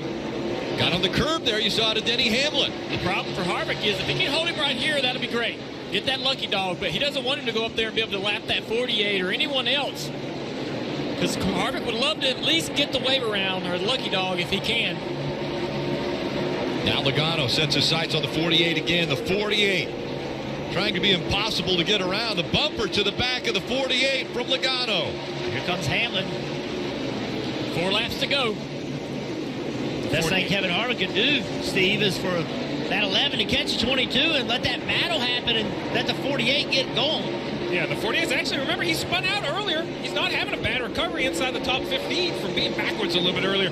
Good run on the 11. Which lane's he going to take? Is he going to look below the 22? He is. He is. And here comes Denny Hamlin. Can he complete the pass? Denny's able to be that aggressive with his car because he's taken such good care of it over this entire run here. When he needs the brakes, when he needs the charge, they're there. Logano trying to jump up on the outside of the 48. I think he's going to get there. Can he get a good enough run off the corner? That's an impressive move to trust your car enough to even try to go to the outside. Less than 2 laps to go in the end of stage 2. Look at this. If Logano can carry enough speed and exit with the 48, he'll have a shot at him. And maybe a little bumper there from the 11 as they come out of the turn. 1 lap to go. A half a car length separating the top 2. Down the backstretch for the final time in stage 2. Who will have the best exit off of turn 4? Logano on the outside. Hamlin on the inside. It's going to go to Logano. That was fun. It was. Harvick was able to hang on to be the first car 1 lap down to get the wave around. If I'm another crew chief, I'm instantly looking at the lap times of the 11 over that entire long run. What did he do? Did he save his car? How did he make that charge at the end? 128 laps led by Joey Logano so far of the 260 that have been completed. Pit road is open. Joey Logano will lead all of the lead lap cars onto pit road. The second one in line is Denny Hamlin coming right to you, Parker. And he was so close to winning that stage side by side at the line. He went through a long litany of problems throughout that car between the short run and the long run and what he wanted fixed. But he said, don't take too much or add too much to the short run and take away from my long run. So we'll see what kind of adjustments they make here. It's going to be 4 Goodyear tires to no-go fuel, Dave. Middle of your screen with that stage win. 19 stage points for Joey Logano. No one can take those away from him. Right now, he needs just a little bit of an adjustment on the race car. It really is balanced well where he likes it. Kyle Busch, on the other hand, not so much. They're going to make a big change here for Kyle. They said we need to do it to keep up with the 11 and obviously the 22. He wants to be like Denny because he saw Denny go by him and he knows what Denny's running under the car. Pit stop finishing up. Here's the race off pit road, Rick. Race off pit road brought to you by Kroger Click List and Logano. Looking strong, able to hang on to that pit position.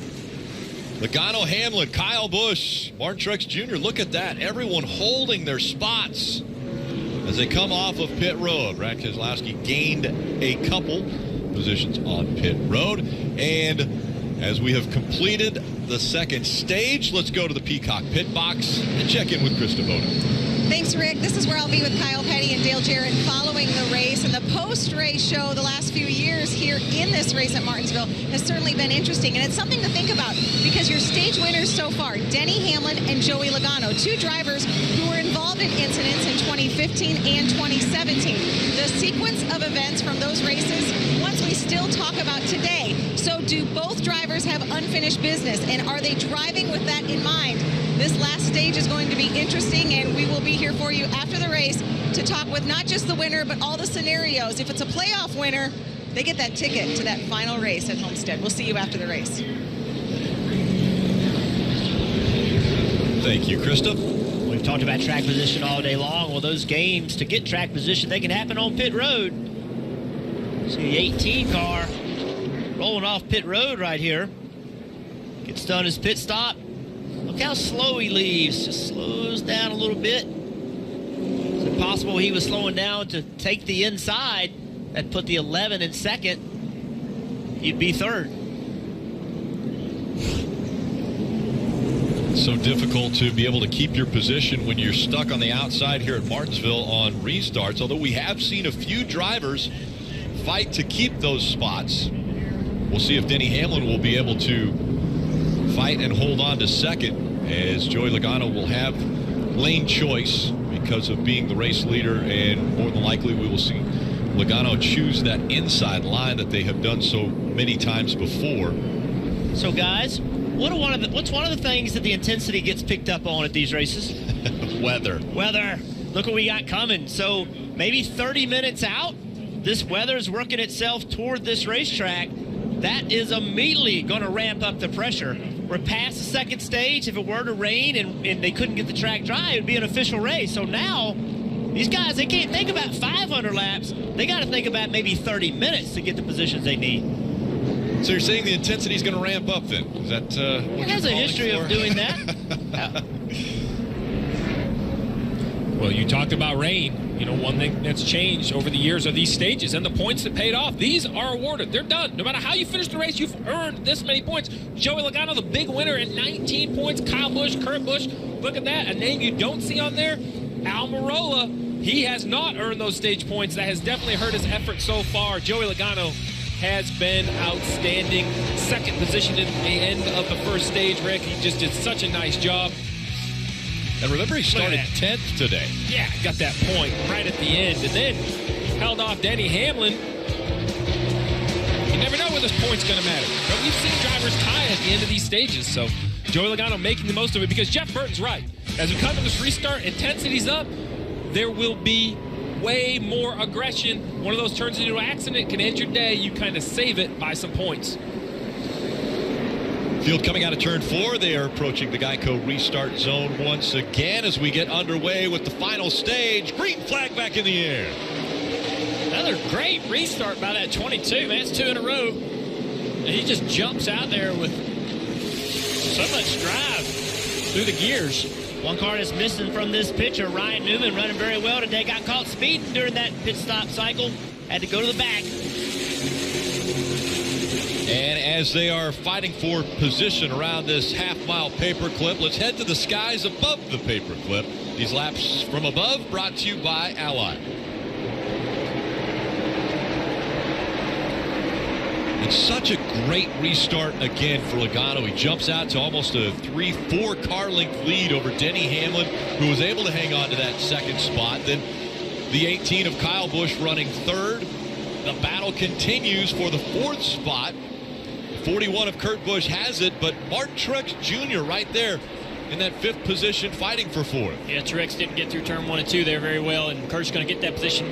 Now the 2, Keselowski, he's been fast all weekend, but hadn't been up here in the top 10 most of the day. Drove his way up through here, got some great pit work from his crew. He's going to take that position. 14 of Boyer, who was fading on the last run, back in the battle here. Boyer doesn't get a good exit off turn 2. That opens the door with Martin Truex Jr. Fill it. He didn't. Clint Boyer fills it. Truex struggling on the outside here. Truex a few spots. Truex just going to look to get behind the 14. Big gap in front of the 9. Pretty clean restart, really. Stage points go out the window now. Now it's positions and fighting to win. But Steve, long final stage, even though that weather is in the distance and possibly thinking in these crew chiefs' minds that it might influence this race, they've got to also think about when they've got to come back to pit road and how they want to split up this final stage. Yeah, they can run about 150 laps. I think here the penalty of pitting is huge because you lose so many laps. You lose at least 2, if not 3, with the length of pit road. So you're really looking for a yellow. You're not going to try to be too creative under green. You just kind of settle in, assume it's going to go long. The bigger concern is if we have a rash of yellow flags, which one do you pit on? We can easily see the field broken up. Teammates, Denny Hamlin and Kyle Busch, currently running in 2nd and 3rd. Again, Denny Hamlin no longer inside the playoff picture, but he is still looking for that win that he needs to keep his consecutive season win streak alive. Talk about Allmendinger coming here and thinking this is a great place for him to have a career day or a great race for his team this weekend. And Ty Dillon's doing the same thing. Ty Dillon in 12th place right now. The best run that this team's had all season long. And he's doing this outright, making these positions, making these gains on the racetrack. And Matt Borland took over the crew chiefing duties with this 13 car this year. I asked him a few weeks ago what would be a successful season, and he told me until we have a couple of good runs strung together, we won't consider it a success. Yeah, we're doing well. We're having some good runs, but we need to string them together. Currently 12th. This is one of the good ones for Ty Dillon. Yeah, there's a 2-car, Brad Keselowski. Remember, he had to start in the back of the pack this race. He's done a really nice job of cleanly working himself up to the top 5, running in 5th, putting tons of pressure on Kurt Busch, but not the damage on his car. Look at his car. Look looks perfectly clean, like he started in the front. Compare that to the 78 of Truex. Truex has right side's hurt, got a hole in the right front nose. Keselowski's been able to be very clean coming up through the pack. And Brad had good speed in practice, so just it's no surprise to me that he's working his way up through the field. He's a perfect kind of race car driver for a race like this. Just thinks about everything he does, really a judgmental call every single lap on what you're doing, and he's a smart race car driver, and he has the speed in the car. Marty. Junior always very good here. Brad Keselowski at Martinsville. In fact, they had this race kind of circled if they were in the playoffs as their best chance to advance to Miami. I talked to him before the race, and his quote was, "My give-a-darn factor is a little bit out the window with us not in the playoffs, but that could be good for us because I don't care about points. All I care about is getting wins." Brad Keselowski in the top 5 with 219 to go, Parker. Marty, Denny Hamlin there in second, was kind of holding up this Geico cars behind him, and this is exactly what he and Mike Wheeler, his crew chief, were discussing under slash caution, because at the start of the last long run to end stage 2, they lost 4.5 seconds to the leader in the beginning portion, and so crew chief Mike Wheeler wanted to pump those air pressures up, and Denny said, "Don't do it. I don't want to hurt or help this beginning part of the run to hurt the exit or the last part of the run." So this is kind of that trade-off we see here. We talk about cars that are good on the short run versus cars that are good in the long run. You might have to give something up at the beginning to be good at the end. And Rick, I'm a firm believer that Denny Hamlin is not driving out his windshield, he's driving out his mirror.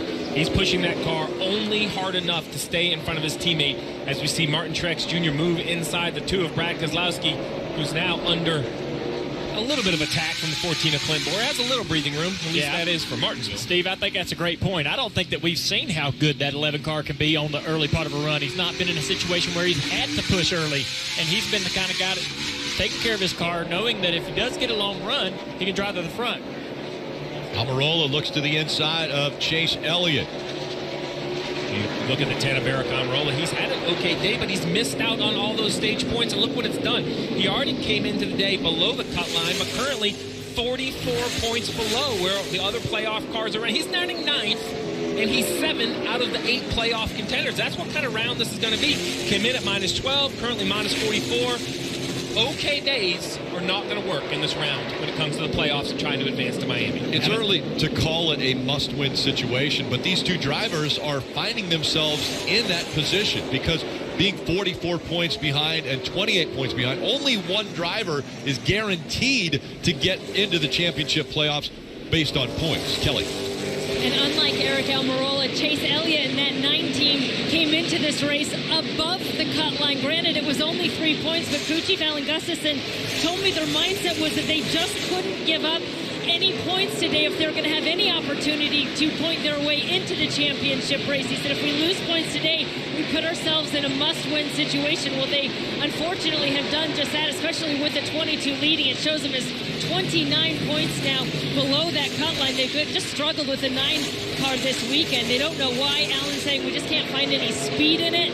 The good news, they seem to get better throughout a race, week in, week out, and he's running top 10 now. And Kelly, let's listen into the 9 radio. And watching Joey, the things that he can do, his car cuts earlier than our car does, a little bit before center, especially when he moves up, which gives him a lot of speed. And they're talking about the 22 of Joey Logano. What Alan's explaining in the spotter and the driver discussing there is every car here is tight to some point in the middle and loose off. The question is, are you loose off because the car's too loose, or are you loose off because it doesn't turn and you're standing on the gas with the steering wheel turned? And that was a veteran crew chief saying, listen, the guy leading the race, his car turns better. So I know you might be loose off, but let me try to make it turn better and see if you can get the wheel straight and help me with the exit. Always a compromise, Rick. Compromise, pressure, patience, a lot of things everyone has to think about as Logano continues to lead here at Martinsville. And the Monster Energy Cup Series starting the round of 8. The possibility for a spot in the Championship 4 is out there. I want to take a look at today's Ram trucks proven to last. A lot of green flag racing, Rick. I believe the yellows are coming, and the question is, when they come, which one do you pit on? If we get a string of yellows, which caution you choose to put tires on could change the entire day. And keeping up with track changes, this track is going to continue to rubber up. If it doesn't rain, it's going to continue to rubber up. You're going to have to make those changes. And you take care of your equipment. Obviously, we've seen the beads melting on the right front of these cars. Take care of the heat in your brakes. Take care of your tires. Keeping the front suspension together, not beating it and banging on guys too hard. I think taking care of your equipment resounds even louder when we watch the 11 and we see what Denny Hamlin is doing, where Denny Hamlin doesn't push it early in a run, but at the end of the run, definitely the strongest car on the racetrack. And it's really good at this racetrack. You know, he knows how to get around here, but he also isn't in the playoffs, so he's not under extreme pressure like most of these other guys to really push their cars all day long. He can kind of just ride however he wants at the pace that he wants for himself. With 300, we're at 302. This race is starting to wind down a little bit. And you look at those points on the left side of the board, assuming that the 22 wins this race. Look at how it changes things. So this drive by the 78 from the back has been huge, because look what would happen if Logano wins. We talked about the big three all year long, the 18, the 78, the 4. That puts them second, third, and fourth. The 4 would only be 18 points ahead with 2 races left in the stage.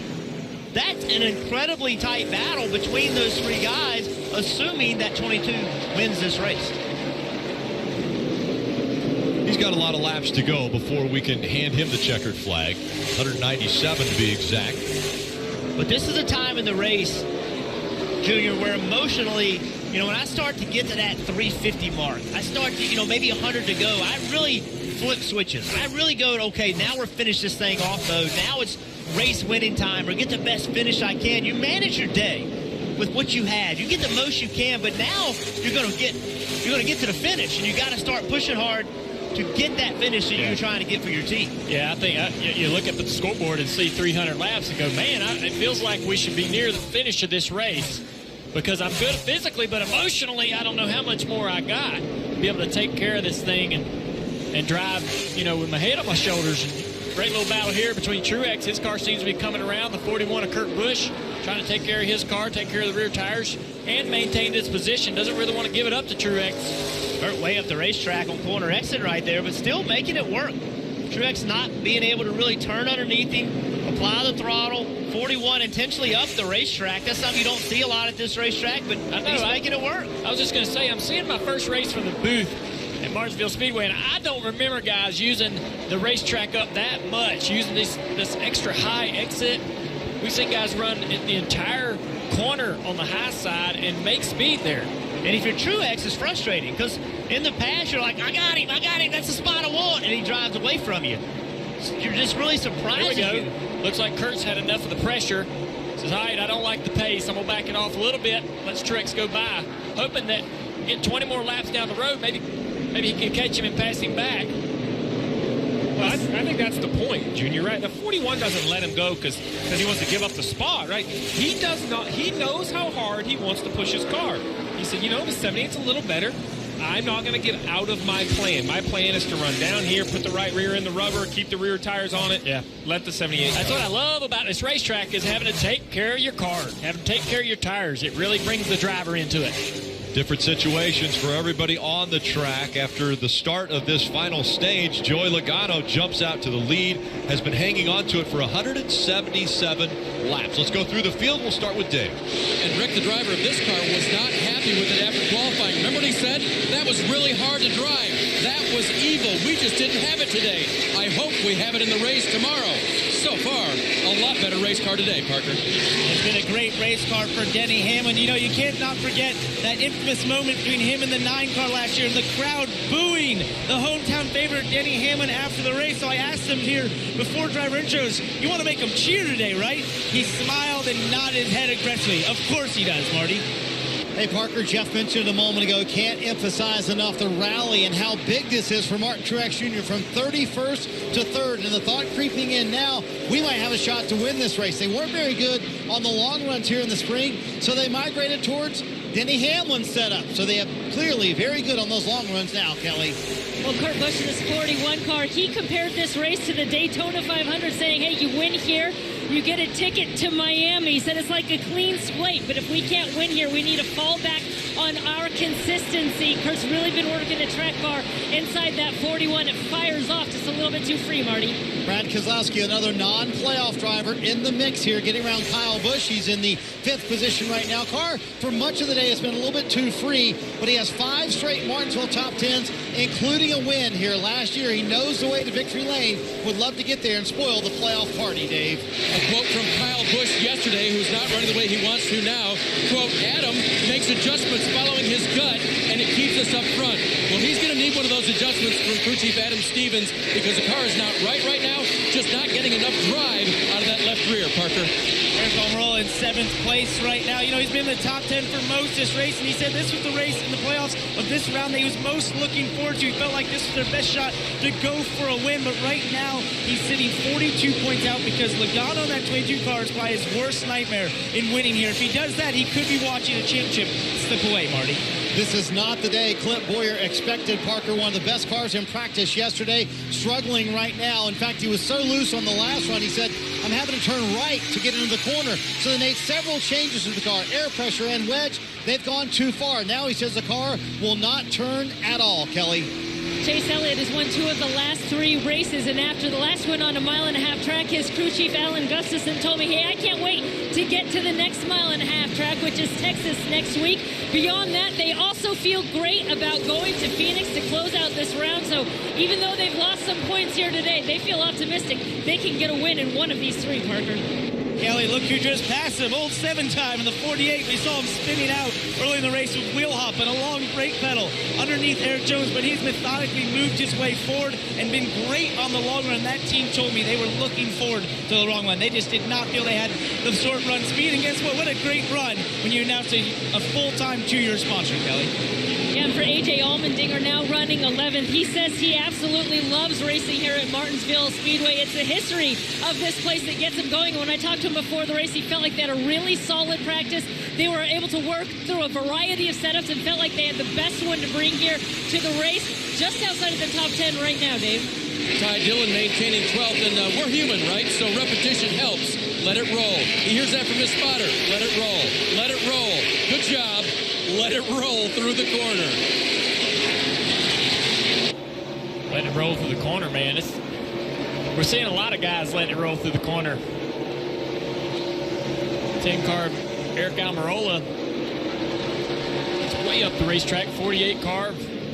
Jimmy Johnson, too. They're both all way up the racetrack. Here's 4 car of Kevin Harvick trying to get by the 1 of McMurray. Harvick in 14th, trying to get 13th from McMurray, trying to stay on the lead lap again. So let's check that 10 car out. You just mentioned it. He's the fastest car on the racetrack.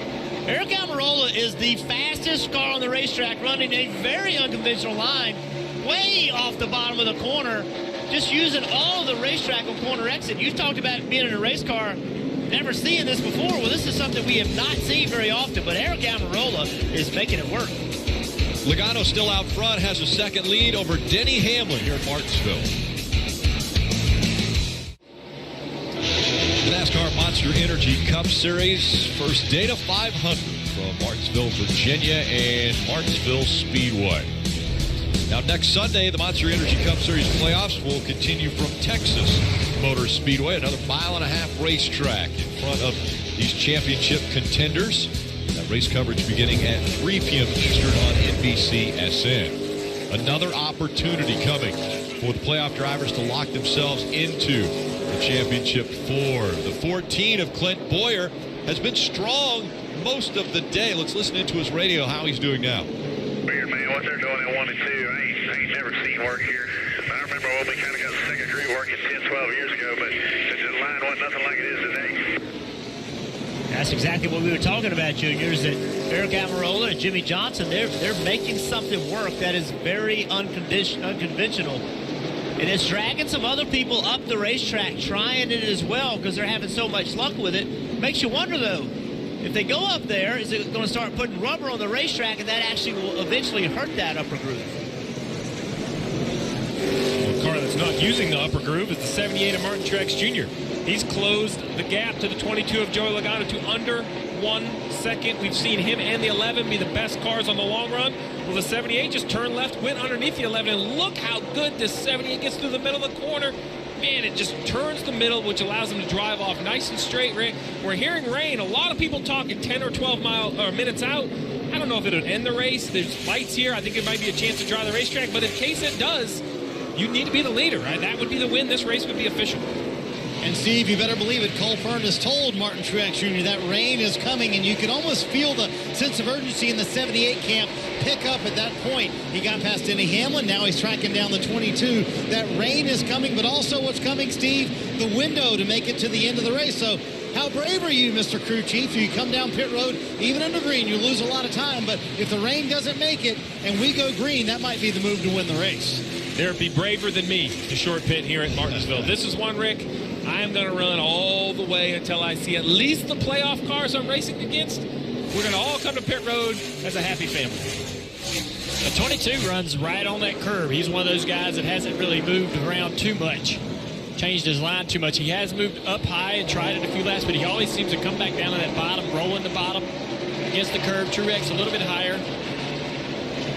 I wonder if the build-up on that, some of the guys, once that rubber does build up on that bottom groove, whether their cars just don't grip that rubber and they need to move out of it, get the right sides above it, straddle it. You talked about that earlier, Jeff, how the guys have to kind of straddle that rubber on the racetrack once it builds up. I think that's what some guys have to face.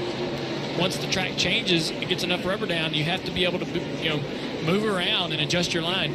It's so important at this racetrack is not to get locked into saying, I have to run here. Yeah. Because that rubber buildup changes, and you got to be willing to move around. That's hard to do when you're in the middle of the hornet's nest. Right now, the 78, he's got clean racetrack. He can try something, move around a little bit. Logano clearly can't. He's working lap traffic trying to get by them. But when you have it second, you need to look around, see if you can find something better. And the rubber doesn't stay there. Under caution, much like Dover, we picked that rubber up with the hot tires, and we go back to green with pretty much a green racetrack, and then we put the rubber all back down with that set of tires. And track is changing tremendously all the time throughout the day. It's an interesting battle, guys, because I believe in clearing racetrack. The 22 is as good as the 78. But that 22 car, Rick, it costs him more time to get through traffic. I don't know if his car just needs both lanes to work. I don't know if maybe they're fighting him because he's the leader harder. But right here, you see the 78 and the 22. The 78 doesn't really gain on him when they're out there by themselves. But as the 22 catches this traffic, the 78 really, really closes in. Logano, you look up in front of you. Look at this mess.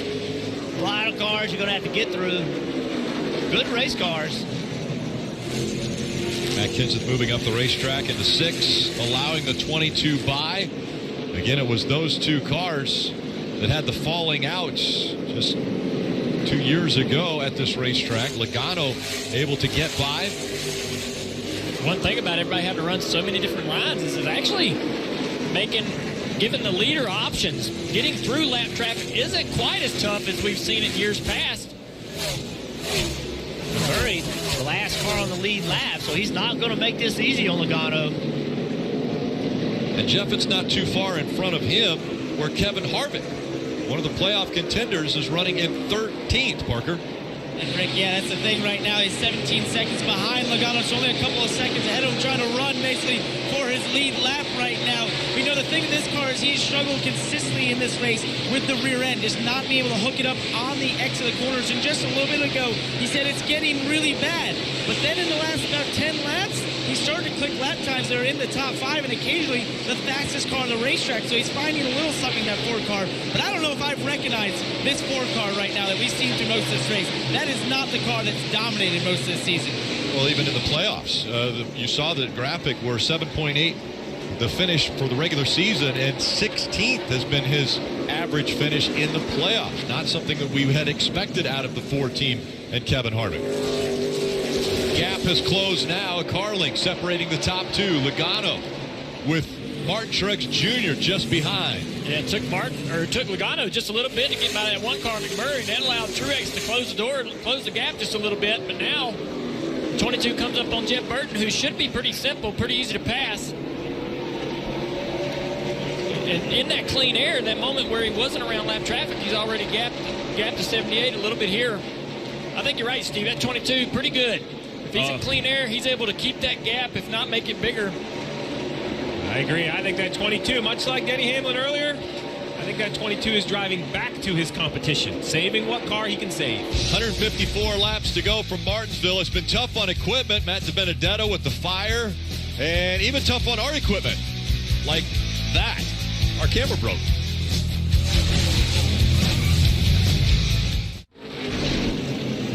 Moved to the inside by Martin Truex Jr. for the lead.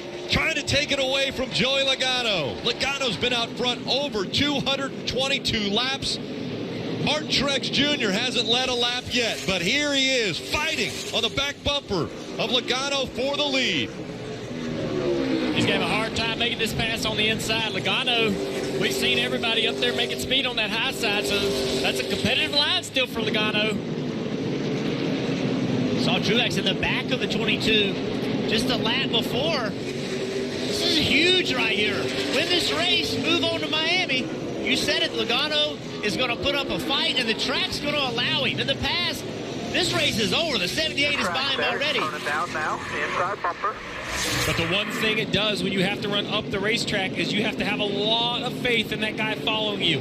That 78, every corner right here gets just inside that left rear quarter panel, just inviting for a little nudge, just a little nudge to move him out of the lane and to scoot by. And don't forget about that entry into turn 3 or turn 1.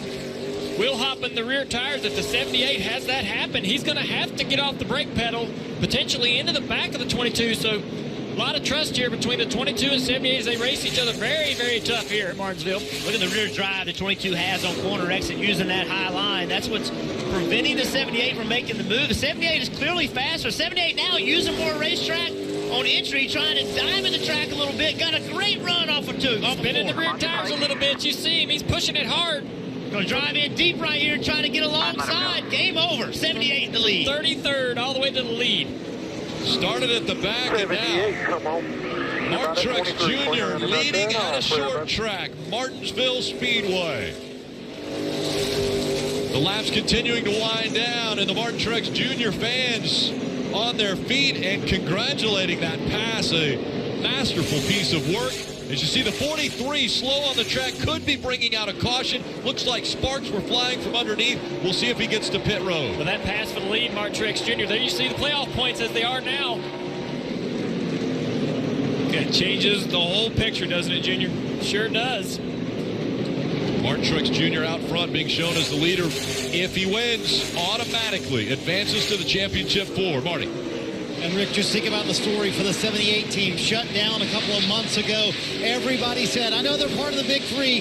They may not make it to Miami. And this is the round where they would fall out. Of all the places you thought they may advance automatically to Miami, Martinsville was probably on the bottom of that list. And even the 78 team would have said that. And here they are from 31st to the lead with a fast race car that's better on the longer run, Dave. Marty, we showed how the playoff points changed when Joey Logano went from being leader down to 4th. You could still see that he had dug himself out of the points hole that he was in coming into Martinsville. Perhaps that's why he said over the radio, I'm thinking of letting him go. Now, Jeff, why would you let a driver go? Because you know if you don't maybe move over a little bit and give him some room to race, he'll move you. A couple things going to that decision. That is exactly right. You get that pressure, you're like, you know what? Second's better than being wrecked. So you make that move. The other thing is, you know how hard you've pushed your car, how hard you've punished the tires. There's not a caution. You don't know when a caution's coming out. Sometimes you just got to back up. Understand there's more laps coming. You got to save those tires in your car a little bit. That decision gets made from inside the car based on what the driver is feeling. Absolutely. And at 22, Joe Logano's looking in the mirror, and he's seeing another guy closing in that he's seen all day long. Denny Hamlin starting to close the gap for second place. So Joey's had to drop back. You see him fighting drive-off on corner exit right there. Used up about all he's got on his rear tires. He's sort of in protect mode right now. He may have to give up. Oh, we got a car on the wall. 24, William Byron in turn 3 and 4 is spun around. Into the wall, right in the middle of turns 3 and 4. The caution will come out. The battle moves from the racetrack to pit road. And you get it fired up, go backward. The weather is coming. That's the other issue that's coming up. Will somebody stay out?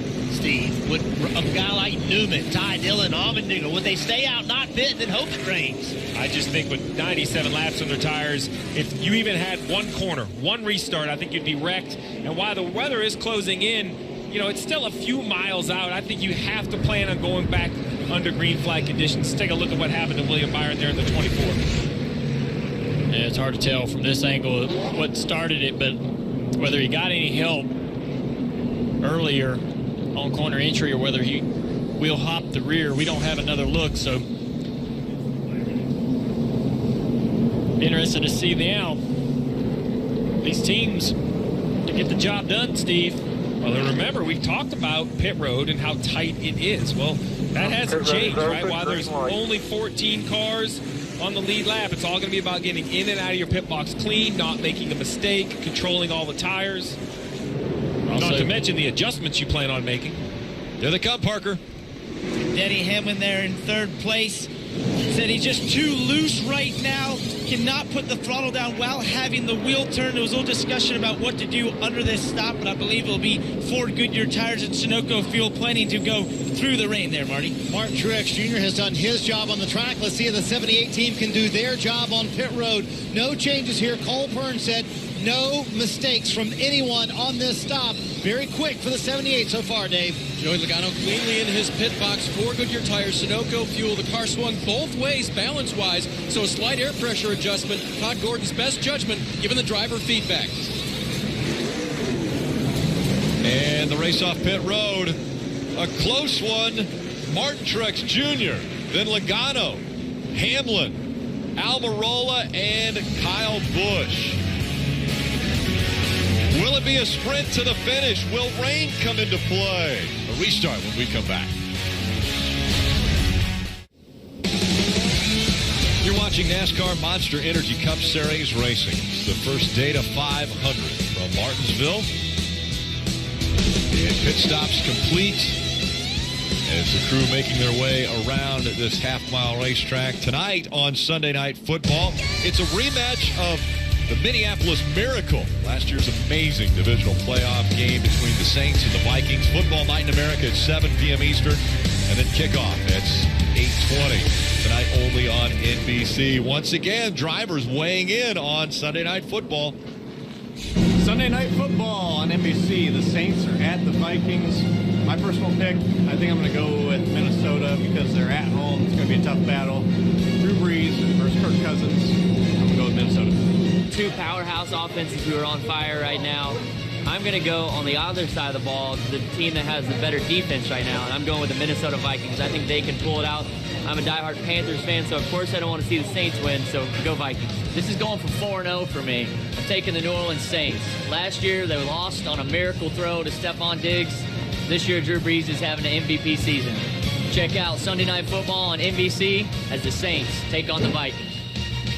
That is tonight, but right now, more contact will be taking place here at Martinsville than maybe in that football game because it is getting intense. Only 127 laps to go from Martinsville. Truex, the control car. 22's had some amazing restarts. Interested to see what happens here. Oh, look at the bump with the 10 car. Almirola into the back bumper of the 22. Logano able to keep it straight, hangs on to second. The fight for third. Almirola on the outside of Denny Hamlin. That's a really good job by Logano not to lose control there and still be able to beat the 11 car off of turn 2 and roll back into second. This is kind of the first restart where guys aren't able to really take care of their cars and ride. Everybody here right now, I think, is pushing harder than they have all day long on these first few laps, wanting to maintain every single position they can, knowing that we're coming close to the end of this race. Whether we get weather or not, these guys are pushing extremely hard. To be interested to see right now who has the best early run car. We haven't really been able to get a good test of that yet. And that top lane we talked about earlier, it's not going to work right now. That top lane is going to work when the tires are old. Half to the 2. They don't have that grip. You use that top lane to help you exit. You saw Almirola losing spots. He was a guy that found that top lane, but it didn't work at that start. Now here's Joey Logano putting a lot of pressure on Truex. Yeah, the rubber's gotten picked up from the racetrack under that caution. And big run right here. There comes Logano looking to the inside. Can he take the spot away quickly from the 78 and Truex Jr.? Yeah, I think so. That was amazing how deep he could get down into turn 3. I don't think Truex even could defend that. Logano's roll speed through the middle of the corner and then the exit speed, being able to put the throttle down, was impressive to say the least, coming off turn 2. But guys, with 123 laps to go, these drivers can all make it to the end on fuel. So I agree, Dale Jr., they have run hard, and what is that going to do to their tires if they are forced to run the rest of this way on this set? Who will save enough while managing their position? Because you definitely can't let anyone go at this point. You just don't know if you'll get back by. Yeah, you can't let anybody go, but right now the 78s have the best car on the long run. The 22, though, look at these little short runs, the short run speed he has. Think about these late yellows who are likely to get in the last 50 laps. He is in great position with that short run speed. We've said it over and over how important it is to get a win, to get into the championship 4. Listen to what Logano thinks about this as he leads here at Martinsville. There's so many things that can happen at Martinsville. You've seen late race cautions, and we've seen everything that happened last year there with cars trying to get into the championship 4. So when everyone is that close to each other and they see their championship right in front of them in the first round of the top 8 there, people are willing to make some big moves. I think they realize how big of a deal it is to win that race and have 2 weeks to prepare for nothing but Miami. Reference last year when the 11 of Denny Hamlin got into the 24 at the time of Chase Elliott and wrecked him while he was running up front. Timmy Hill in the 66, you see the flames rolling from underneath that car. DW throwback paint scheme as Timmy Hill jumps out of that car, and the fire extinguishers will go to. That's right on pit entry. You got out okay. See, if he's going to force a yellow, you can't have a car sitting on pit road entry. That thing's not going to move. There, Caution coming out quickly for this. Wow. Burst into flames as he was coming down the backstretch. Yeah, some liquid coming out of the bottom of the car there, some kind of oil line or something. I'd guess, Steve, that... Yeah, it looks like a mechanical failure that then caught on fire. So it's going to take a little bit of time for this to get cleaned up. Only 9 laps on the tires. I can't imagine the leaders will pit. Harvick, McMurray, Newman, the last few cars in the lead lap. I know it's only 9 laps, Rick, but they may come to pit road, make some adjustments for another short run. They'll have to wait here a little bit because Timmy Hill's car and all of the safety crew are right there at the entrance to pit road. So it'll take a little while to clean this up, which means the cars will roll around the racetrack until it is clean and safe for them to come onto pit road. And as you mentioned, who will make that decision? Who will choose to come to pit road and who will stay out? And we haven't seen tires worth a lot. So the front group, I think, it's not about coming to pit road. I think for the front group guys, heat cycles on tires definitely change the way they drive, Junior. You and I used to have that discussion. The car would take off tight on cold sticker tires, but then take off different on tires that had heated up and cooled down one time, which is what's going to happen to all these leaders' tires. Yeah, I think everybody would rather start with their air pressures a little higher, but for the long run, that doesn't work very well. So these guys all getting that little bit of heat in their tires, so a little cycle, a little brake temperature in the tires. The pressures have came up a good 2, 3, 4 pounds. Restart will be a lot more comfortable for these cars. You hate to see a small team have a problem like this. Obviously, a lot of an expensive problem, but when we come back, we're going to see a restart. Could be for the win of the race. And the fire underneath the 66 of Timmy Hill has brought the caution out once again. And so as the field working their way around the track until pit road is open and clear, we're going to take a quick little break here, discuss a little bit about what has happened. Joey Logano has been dominant, running up front almost half the race, and then Martin Truex Jr. has looked very strong as of late. And we've seen this every time we come to Martinsville. The last 100 laps make all the difference. We've seen long runs and short runs in the first 400 laps over the course of history here. But how will the last 100 laps be run? Will it be a long run? If that's the case, it seems like the 78 and the 11 have the 2 best long run cars. If it's a bunch of stints, short runs, it looks like the 22 of Joey Logano really really fires off well. So that's kind of the decision the crew chiefs have to make all week long. What kind of car do you think you need? And you basically have to guess right for the race to come to you. Let's bring in the drivers, Junior and Jeff. So we've seen Denny Hamlin look very impressive as far as the skill that he's able to show and his ability to get up front.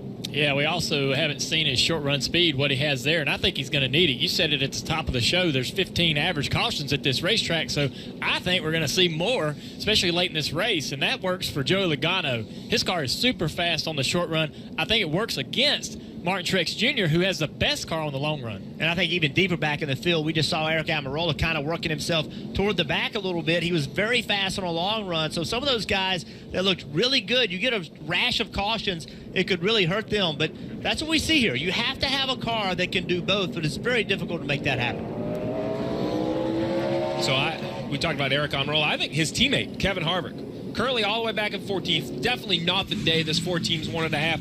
But there's only 15 cars in the lead lap. So this is a car that will absolutely come to pit road underneath this yellow and maybe make some adjustments. Now that he knows how his car takes off for 9 hard laps in traffic, make some adjustments. Do I think it's a race-winning call? No. But if he can get from 14th to 10th to 8th to 9th, those positions are all points. While he has a big points lead, currently only plus 21 where he rides around. Rick, 4 or 5 points could be the difference if Phoenix and Texas don't go the 4 cars' way. Pit road is open now. We'll see if anyone decides to dive onto pit road. Joey Logano's not going to do it. He goes by, as does the 78. The 14 of Clint Bowyer, the first one to dive onto pit road. Then Chase Elliott followed just behind him. Kelly. Crew Chief Alan Gustafson making a last-second call to bring Chase Elliott down to pit road. He was happier with his car since they went back on some adjustments. The call was for 4 Goodyear tires and Sunoco fuel, Marty. Got to give a call to Mike Bugga Ravage coming down pit road, trying to do something different. Clint Bowyer running 8th. The car was too tight the run before. This time, much better for Bowyer. Going to be 4 fresh Goodyear tires here, Parker. Kevin Harvick just pulling away there was 4 Goodyear tires and an adjustment in the right rear right there. Being the second to last car on the lead lap, they had nothing to lose making this pit stop. Got to be careful not to speed coming off of pit road. And Rick, this is a big race off of pit road. You want to be the first car on new tires. You want to be able to attack those old tires. And it looks like Chase Elliott's going to win that race off pit road. Could be more points for the driver, the number 9. Elliott, Almirola, and then Clint Bowyer, the race off pit road. 108 laps to go here in Martinsville. Joey Logano, Martin Truex Jr. on the front row. Joey's had great restarts all day long. As soon as you can take advantage of it, this late race restart. That's right, Denny Hamlin on the inside in 3rd. I think he's got a great shot if he can put it together. If this race goes green, plays in the hands of Denny Hamlin, Joey Logano, Truex with a long run car as well. And I'm a little surprised we're heading to green. A little bit of confusion at the back of the field. The guys off pit road are trying to find their spot. Chase Elliott, Clint Bowyer, fresh tires. Can they use them here right away on the restart? Coming out of turn 4, Logano, Martin Truex Jr. Back up through the gears they go as they dive into turn number 1. Dale Jr. called it. That's 22. He is remarkable when he can control the pace of the restarts. Great acceleration out of that 22 car. Keselowski also with a strong move, moves up to 3rd. A little slip. Truex is slipping a little bit here. But you see him there? See the back of the car having trouble? I wonder if he cleaned his tires well enough on that last caution. And behind him a little bit, Clint Bowyer in that yellow car, he was able to jump on the outside. He's going to be the first car with 4 tires, getting by the 9 of Chase Elliott. He has to think that this is his day, right, Jeff? I mean, I think he's willing to move people early. It's not going to be just for the lead. I think he looks at this 31 of Ryan Newman. 105 to go. He's not going to have any problem putting the bumper to him. Yeah, you got to go now while everybody's stacked up. While everybody's right there in front of you, attack while you can on these tires before they start to equalize with the rest of the field's older tires. They only have 8 or 9 laps on them, so he doesn't have much of an advantage. It's to go now. How about the 18 of Kyle Busch? He jumped up on the outside trying to make the move work. Still on the outside of the 11. Could have gotten behind him, chose not to. Came close to brushing the wall as well. The 18 still trying to get by on the outside of the 11. That's tons of confidence. When you jump up on the outside of a car as good as the 11, the 42 was a problem. Kyle Larson into the wall on the backstretch. Stop here. Stop up against the wall. Stop. This has some sort of major issue with all that smoke. See, he reaches up, drops the window net. That tells me. Looks like you got a fire here, Kyle. Go ahead and start unstrapping yourself and get now. Saw plumes of smoke as he was going right up against the wall, entering turn 3. Let's take a look at the replay. Looks like his right front tire's got air in it. Off turn 2 here. Something broke. Blowing up here, guys. Blowing up. Stay up here, Kyle. Stay up. Stay up. It sounds like it's running, but the car's broken. Looks like a left front issue.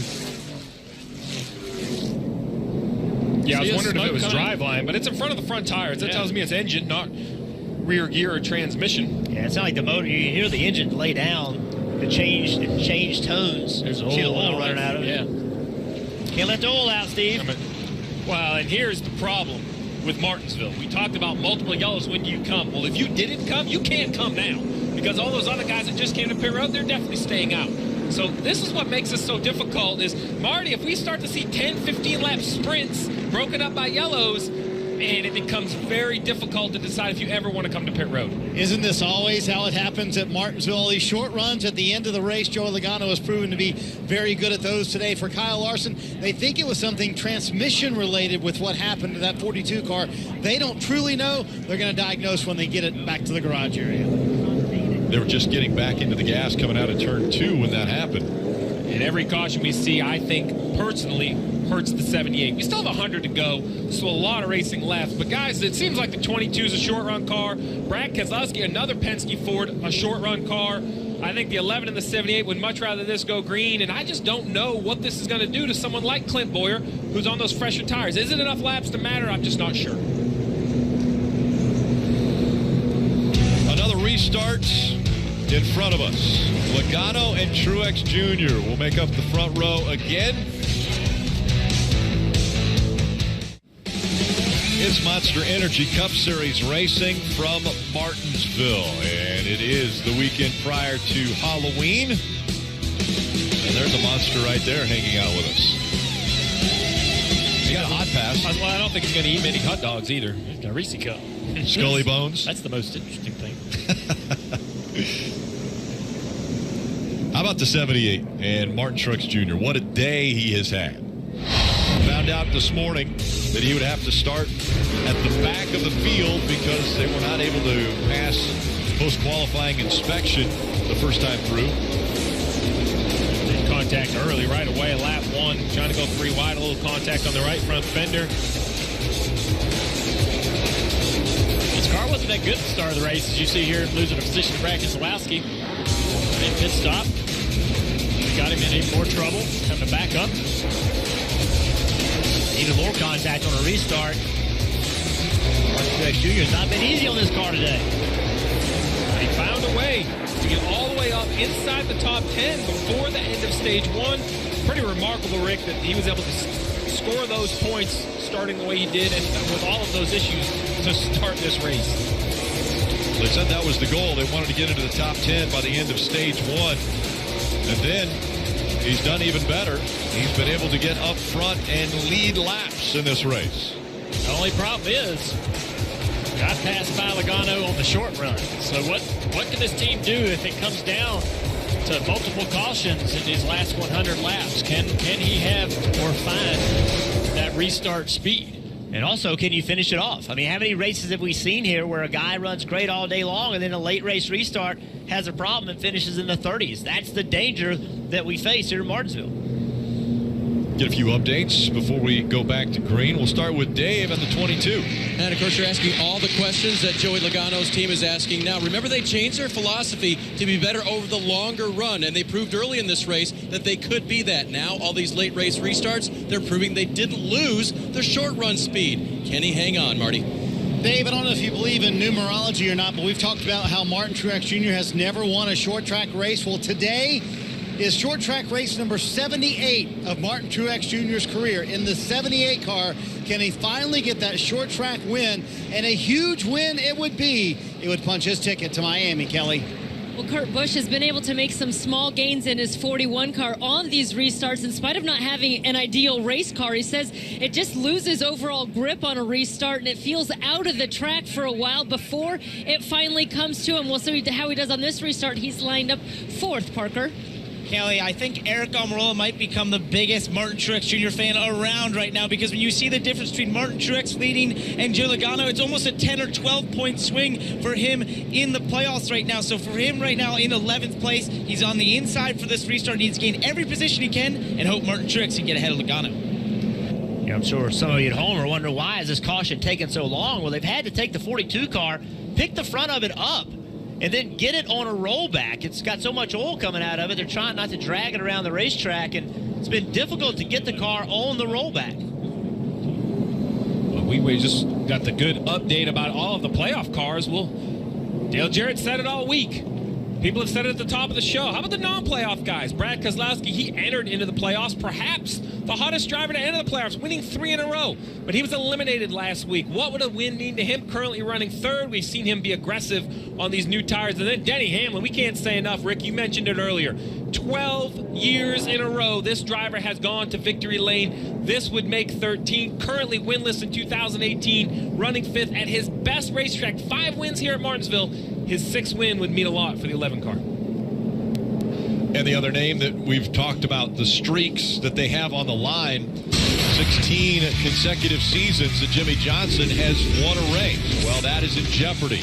He's on a 55-race winless streak. That's the longest of his career. Seasons with a win. Active drivers, Jimmie Johnson tops that list. Kyle Busch down there with 14. Denny Hamlin also 12, but he's searching for that win. Look at the names that he's trying to join. David Pearson, Richard Petty, the longest career consecutive win streaks. And then he thought this would be a racetrack where he could get back to victory lane. Led almost 3,000 laps at this racetrack, 9 wins. And probably another reason for him to be smiling today, the Ally Financial Group mentioned that they will be the sponsor for the 48 team over the next 2 years, 2019, 2020. Knowing that Lowe's was going away, the split between Jimmy and Chad Knaus, and now great news for this organization and that team. Well, great news for the organization that they found a sponsor to sponsor the entire year. But Dale Jr. Burton, how wonderful is it for the sport of NASCAR that it's a new sponsor? Ally coming into the sport. This is not taking away from another race team. This is a company that sees the value in NASCAR racing and wants to be teamed up with a 7-time champ. I think it's great we got a new company coming in, but you mentioned it. A company that's going to sponsor this car every single race. You got that brand identity consistently throughout the whole season. Cars are iconic in this sport. The black number 3, the rainbow 24. We're going to see Jimmie Johnson in the same car every single week. All right, let's hear from the guys who are calling the shots on top of the pit boxes. We start with Dave. Crew Chief Todd Gordon for the Pennzoil 22. You and I talked about short run. We talked about long run. Where did that slingshot for these restarts come from? It's pretty good. I think we worked on it a little bit overnight, but feel good about it. Our car's really strong for the first 10 to 12, and then we're mediocre, but then once we get to 50 on, we're fairly strong. So see what happens. This ends up being short runs here at the end. We'll keep hammering at it. Math works out for right now, Marty. It's more than 50 laps to the end. Let's chat with Cole Pearn and get his thoughts. Boy, that 22 has been a rocket ship on this restart. What can Martin do differently on this restart to get by him? I don't know. I think we just got to hold serve here, hopefully, and use the long run to work back by him. I mean, that's been our strength all day. It's what we worked on yesterday, and hopefully all these caution laps aren't helping. Sure wish it was going green right now. Cole sitting right here, girlfriend Sherry back right behind him. They're hoping, Kelly, they can cheer on a Martin Truex Jr. win. Well, for Billy Scott, crew chief on that 41 car of Kurt Busch, they've had a really solid car. You guys have been top 5 pretty much all day. Now with 91 laps to go, how confident are you of your car that can contend for the win? Very much so, yeah. It's kind of been our goals just to have a solid day, and he's done a great job. Made it in his tools inside there, made very few changes on it, and he's been picking up spots every restart, so hoping for more of the same. All right, just as we said, he's been able to make small gains there on those restarts, Parker. Kelly, Johnny Kosmeyer is the crew chief for Eric Almirola, and I just asked you, big Martin Truex Jr. fans, it's been an up and down day, but no bigger point swing than when he's leading versus Joey Logano. Yeah, it has been up and down. We got off a little bit in stage 2, but I felt like we had a top 5 car there, and we lost a little bit of track position now, but I think we made the right adjustments, and we'll get back up there. There you go, guys. Made the right adjustments. He's got to move forward if he wants to stay in this championship hunt. All 8 of the championship drivers still on the lead lap. The 42 a little worse for wear as he's on the rollback. He'll head back into the garage.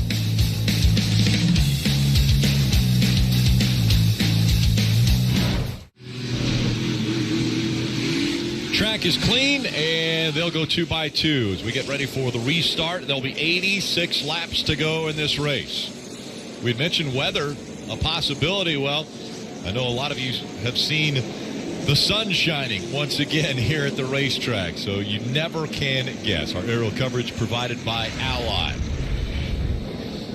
Looking down on the paperclip, and it's Logano and Martin Truex Jr. Logano on the inside, Martin Truex Jr. on the outside. The hair starts to stand up on your arms. You just know with 87 to go, there'll be no give and take on this restart.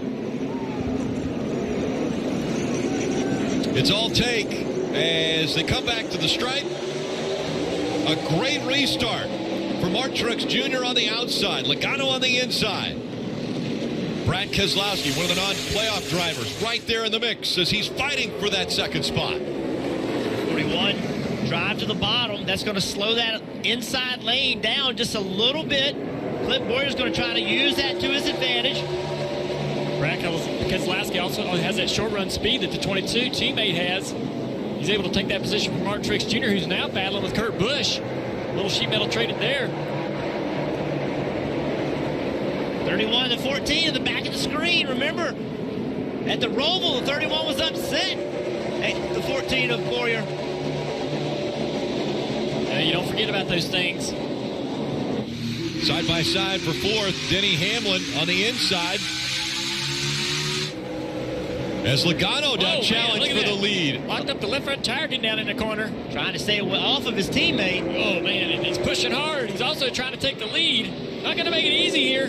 I love this, though, guys. Teammates, it doesn't matter to Brad Keselowski. He doesn't care he's in the playoffs and Joey Logano is. He wants to win. A win for his team, a win for his sponsors. A win for the organization, and Brad wants to deliver it. Brad gets a little hard into the turn. He goes up the racetrack. They fight door to door as they come down the front stretch. So hard to race like this. Brad Keselowski trying to be respectful for Joey Logano, but Brad needing the win, won the win, clears him off of two. Keselowski out front. Logano running second. Kurt Busch is third. Truex all the way back to sixth. That's what these late race restarts do. You'd be running all day long, working yourself to the front like Truex did, and then a few restarts and you're in sixth. I mean, how does that happen? It's so frustrating. Hamlin's getting aggressive now. Denny Hamlin taking the spot away, trying to take that spot away from the 41 of Kurt Busch. Kurt Busch tried to squeeze him down into turn one. Denny Hamlin was having no part of it. Forced his way in there, made a little contact. Now he's solidly inside the 41. The 41 has to fight because the 18's behind him and the next car behind him that continue to take this spot. These guys are really pushing their cars hard, getting down in the corner on the brakes hard up the racetrack. Take what you need. What you hear from the spotter in that position. He clears him, so Hamlin up to third. It's Keselowski, Logano, Hamlin, and here comes the 18. Kyle Busch following right in the tire tracks of Denny Hamlin. Truex trying to get into that corner. Look here, Truex on the curb. Close right there with Kurt Busch.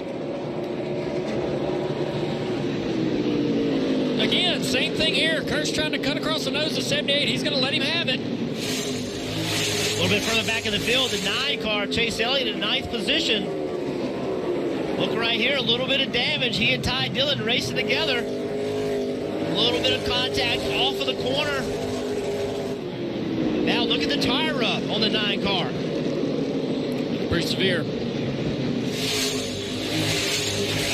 Talks about cut tires. Your equipment, managing your equipment, as Kyle Busch easily clears the 11 of Denny Hamlin. Hand out the window for the driver of the 11. He wants to win the race, but this is for third. And we've seen this. Look, there's still 76 to go. Denny Hamlin knows he wants that position, but he has to continue to save tires. Push too hard, guys, and you will burn those tires up. Here we go. Let's look at the 9 car.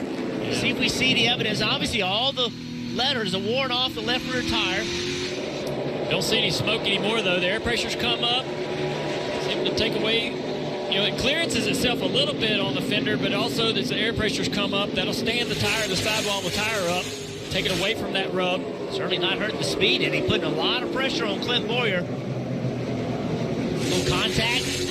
Yeah, Clint fought for position with the 31 of Newman, and now Clint's kind of been struggling all day long with speed. Here he is trying to hold off that 9 car. Those new tires he put on, Steve, they just don't seem to be an advantage. No, they just are not working like he had. I don't know if it was the cycles or the balance, but yeah, I think you're right, Steve, on the cycles. After so many cycles, it sort of evens it out. We saw this in the truck race yesterday, though. Putting on tires really wasn't an advantage. Those two fighting for position, Boyer and Elliott, 8th and 9th. Chase Elliott trying to take that 8th spot away. Truex past Kurt Busch there on the right for 5th. Truex after getting shuffled back to 6th. And Newman, man, what a great run he's had all day long. Good ticket. All good.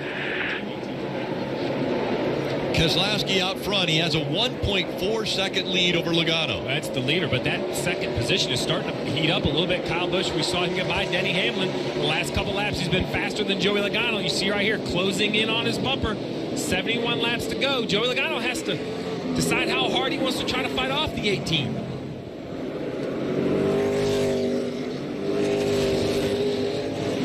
Dave. Rick, 2 silent drivers. Joey Logano since the restart, nothing about his car not being good. Being told by his spotter that he's better than his teammate leading over the long run. Behind him, Kyle Busch has been very quiet about the 18. No indication that he had found that speed he'd been looking for early in the race. Yet now he drives hard, trying to take second away from Logano. Is Brad Keselowski not just proven once again why Martinsville is so difficult to win? Nowhere to be found for most of the race. Also started at the back, and now he's up leading this race as we see the 18 is going to dive inside the 22. Woo, that's close. And up the track a bit, maybe a little contact, but the 22 still able to hold off that 18. Joey giving Kyle little room. Exactly a car width is all he gave him on corner exit. We've seen Joey. He's going to be aggressive to try to keep this position. I wonder about his car. Is he not, adjusting enough late in this race as this track continues to change to be fast all day long? He was so good early in this race. We've seen it over and over, Steve, how a guy can light it up for 300 laps, but someone else shows up at the end. Yeah, the balance changes as the pace changes. Even if the lap times don't get much faster, it seems like everyone naturally attacks the corner more, drives in with more braking force. That changes the grip of the front tires. And I'm going to tell you, as Kyle Busch sees Denny Hamlin grow in his mirror, I think the patience are going to get less and less and less. We talk about the speed here, Rick. It's slow enough you can lean on a guy without wrecking him, Parker. And, I find it interesting to see Denny Hamlin start to gain on those two in front of him, because I spoke to his spotter, Chris Lambert, and I asked him, what do you observe that makes Denny so good around here? And he said, in the long run, it's because he doesn't overdrive the entry. But then he has this uncanny ability to come late in the race. When it matters, he can really force the entry and break as late as anyone. And you see him making up a lot of time to entry the corners right now. What makes the 11 so good is right here. He enters up the racetrack like the 18, but the 11 has a better front end. It turns down, Rick, and allows him to get the power down. This is going to be a great shot. Watch how the 18 and the 11 enter. The 11 high, he's going to turn down and look to drive underneath the 18. That time he couldn't do it. Joey Logano doing a really good job of just controlling the pace in the center of the corner. Yeah, the 18 out of the way. Interesting Let move. the 11 go. He must think the 11's a little quicker. If the 11 maybe can go get the 22, then he can follow him by the 22. Did the 18 just think, hey, maybe I'm running a little bit too hard here. Maybe I'm running just too. We got a long way to go, 63 laps. Here's the possibility of that fullback running back situation where the fullback becomes the 11 of Denny Hamlin, and, well, Kyle's going to want to follow right behind him. NASCAR nonstop now.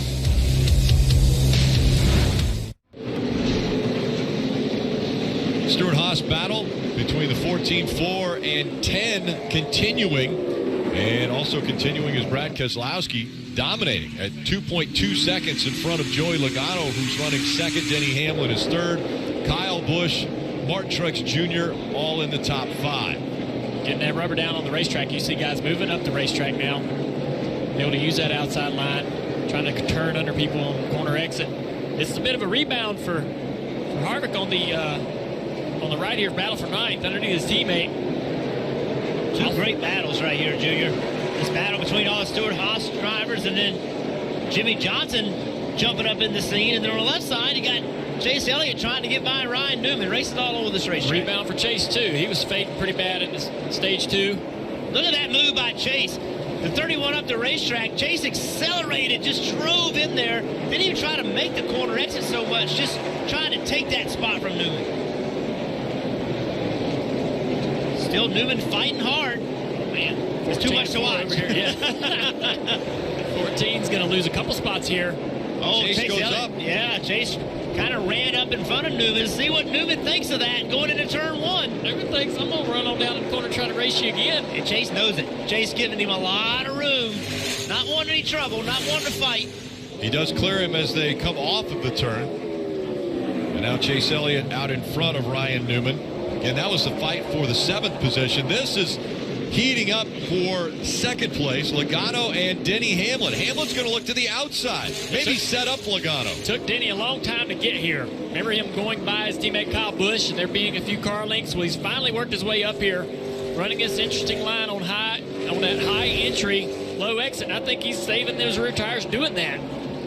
22 has not moved off the bottom of the racetrack all day long, rolling that bottom in through the center and corner exit. It's a little tougher on the right rear tire, left rear tire on drive off.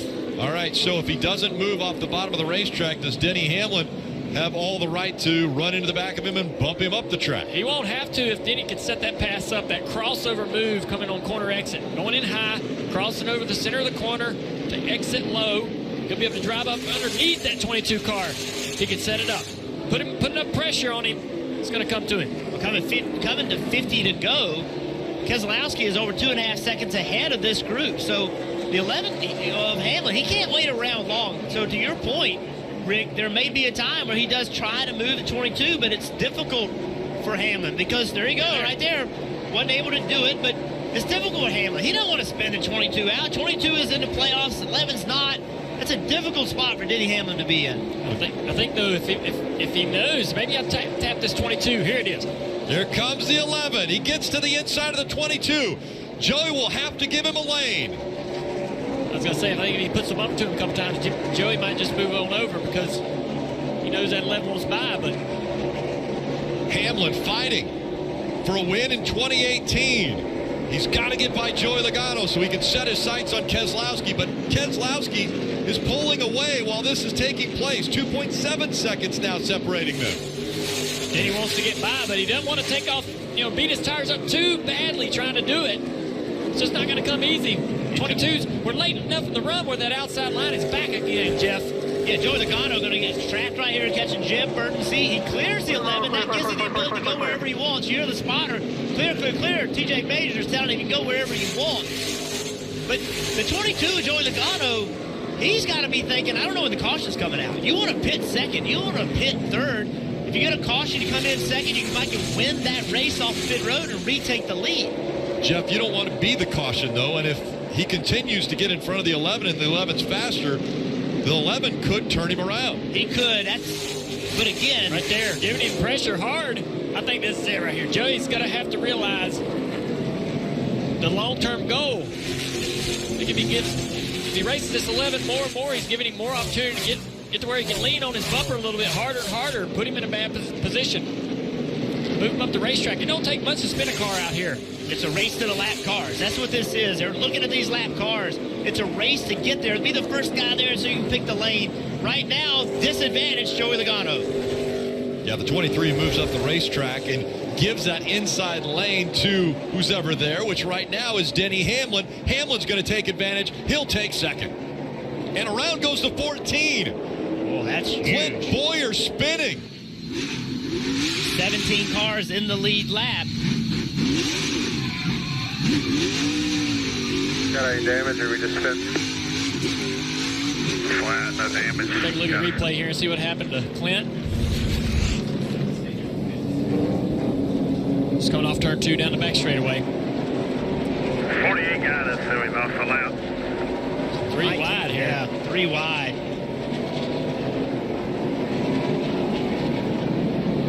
Suarez in that 19 car. I think Jimmy had pitted on lap 399, so he's got a little fresher tires than everybody. Yeah, I think Jimmy might, expected the 19 to back off there. Thought he might have hit the 19 too. Inside, 3 wide, you're at the top, 3 wide, you're at the top. 1 inside, 1 inside, 1 inside. See what happened on the racetrack, and then here's the crew chief, Mike Wheeler, crew chief for Denny Hamlin. He knows his driver was biding time, just got by the 22. Now the question, 42 to go, 50 laps or so on your tires. What do you do? Do you come to pit road? No one's taking right sides today or left sides. You take 2 tires and risk track position. With these yellows, there are currently 16 cars on the lead lap. I think you have to have tires. I know we haven't seen tires move along, but you can be aggressive, you can use them. I think you have to come to pit road if you're leading this race. Well, that's exactly what Brad Keselowski's going to do, and everyone's going to follow him. Well, with that many cars pitting, now I'd be changing my plan. I'd be taking right sides to make sure I'm the first car off pit road, Parker. And that's been the discussion on the 11 car of Denny Hamlin. They were going back and forth, and Denny just said, I'll do whatever you guys want to do. He just asked for a little bit more speed at the beginning of the run. So we'll see if they put the right sides in here. I believe it will be 4 tires, Marty. Brad Keselowski hits pit road all day long. They've been a bit looser the longer they run. Roger Penske up in the suites watching down, hoping his driver can get to victory lane. Paul Wolf making the call for no changes except fresh Goodyear tires, Dave. Third place, Logano, loose into the corner. Then it doesn't turn when I get to the center of the corner. He'll take 4. We'll watch the race off pit road. And Logano outrunning the 2 and the 18 off of pit road. Logano, Kyle Busch, Brad Keselowski, Denny Hamlin, the top 4 coming off of pit road.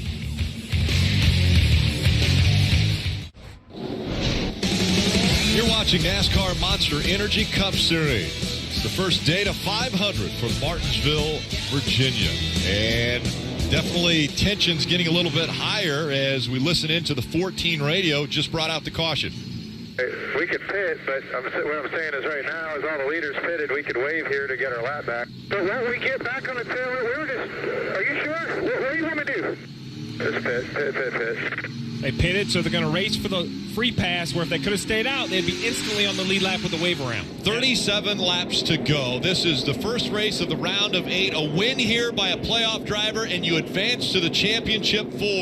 Logano and Busch side by side. Green flag back in the air. Here comes Keselowski with a great restart. Keselowski not a part of the playoffs. He is out of the playoffs, but still fighting. He is definitely a factor in this race. Kyle Busch was able to beat Keselowski off turn 2 to take second place. And it's a back of the 22. 22, too. The 22 had a great restart. Those guys having great restarts on sticker tires. 18, though, fall hard to get in that second position. This where Logano's been so fast all day on these short runs, but Kyle Busch, he's got a fast race car right now as well. So few laps to go. Everyone aggressive now. A win and you automatically advance. Oh, and Brad now Keselowski pushes the 18. He did. And Truex going to try to make it 3 wide here. Thinks better of it. Logano's happy. Look at this contact. Here comes the 11. Also, Denny Hamlin working his way back up. That 22 pit crew, they've gained 8 spots today on pit road. That last one gave Logano the lead. Let's see if he can take advantage of it to get this win. Brad Keselowski closing back in on the back of that 18 car. Shoved him through the middle of 3 and 4. Surprising, because Keselowski's not a playoff driver. The 18 is, but doesn't matter to Brad. Remember, Junior, these 2 drivers don't like each other. They don't. They have said it many times that they will race each other as hard as they have to. Let's see how the 18 feels about that.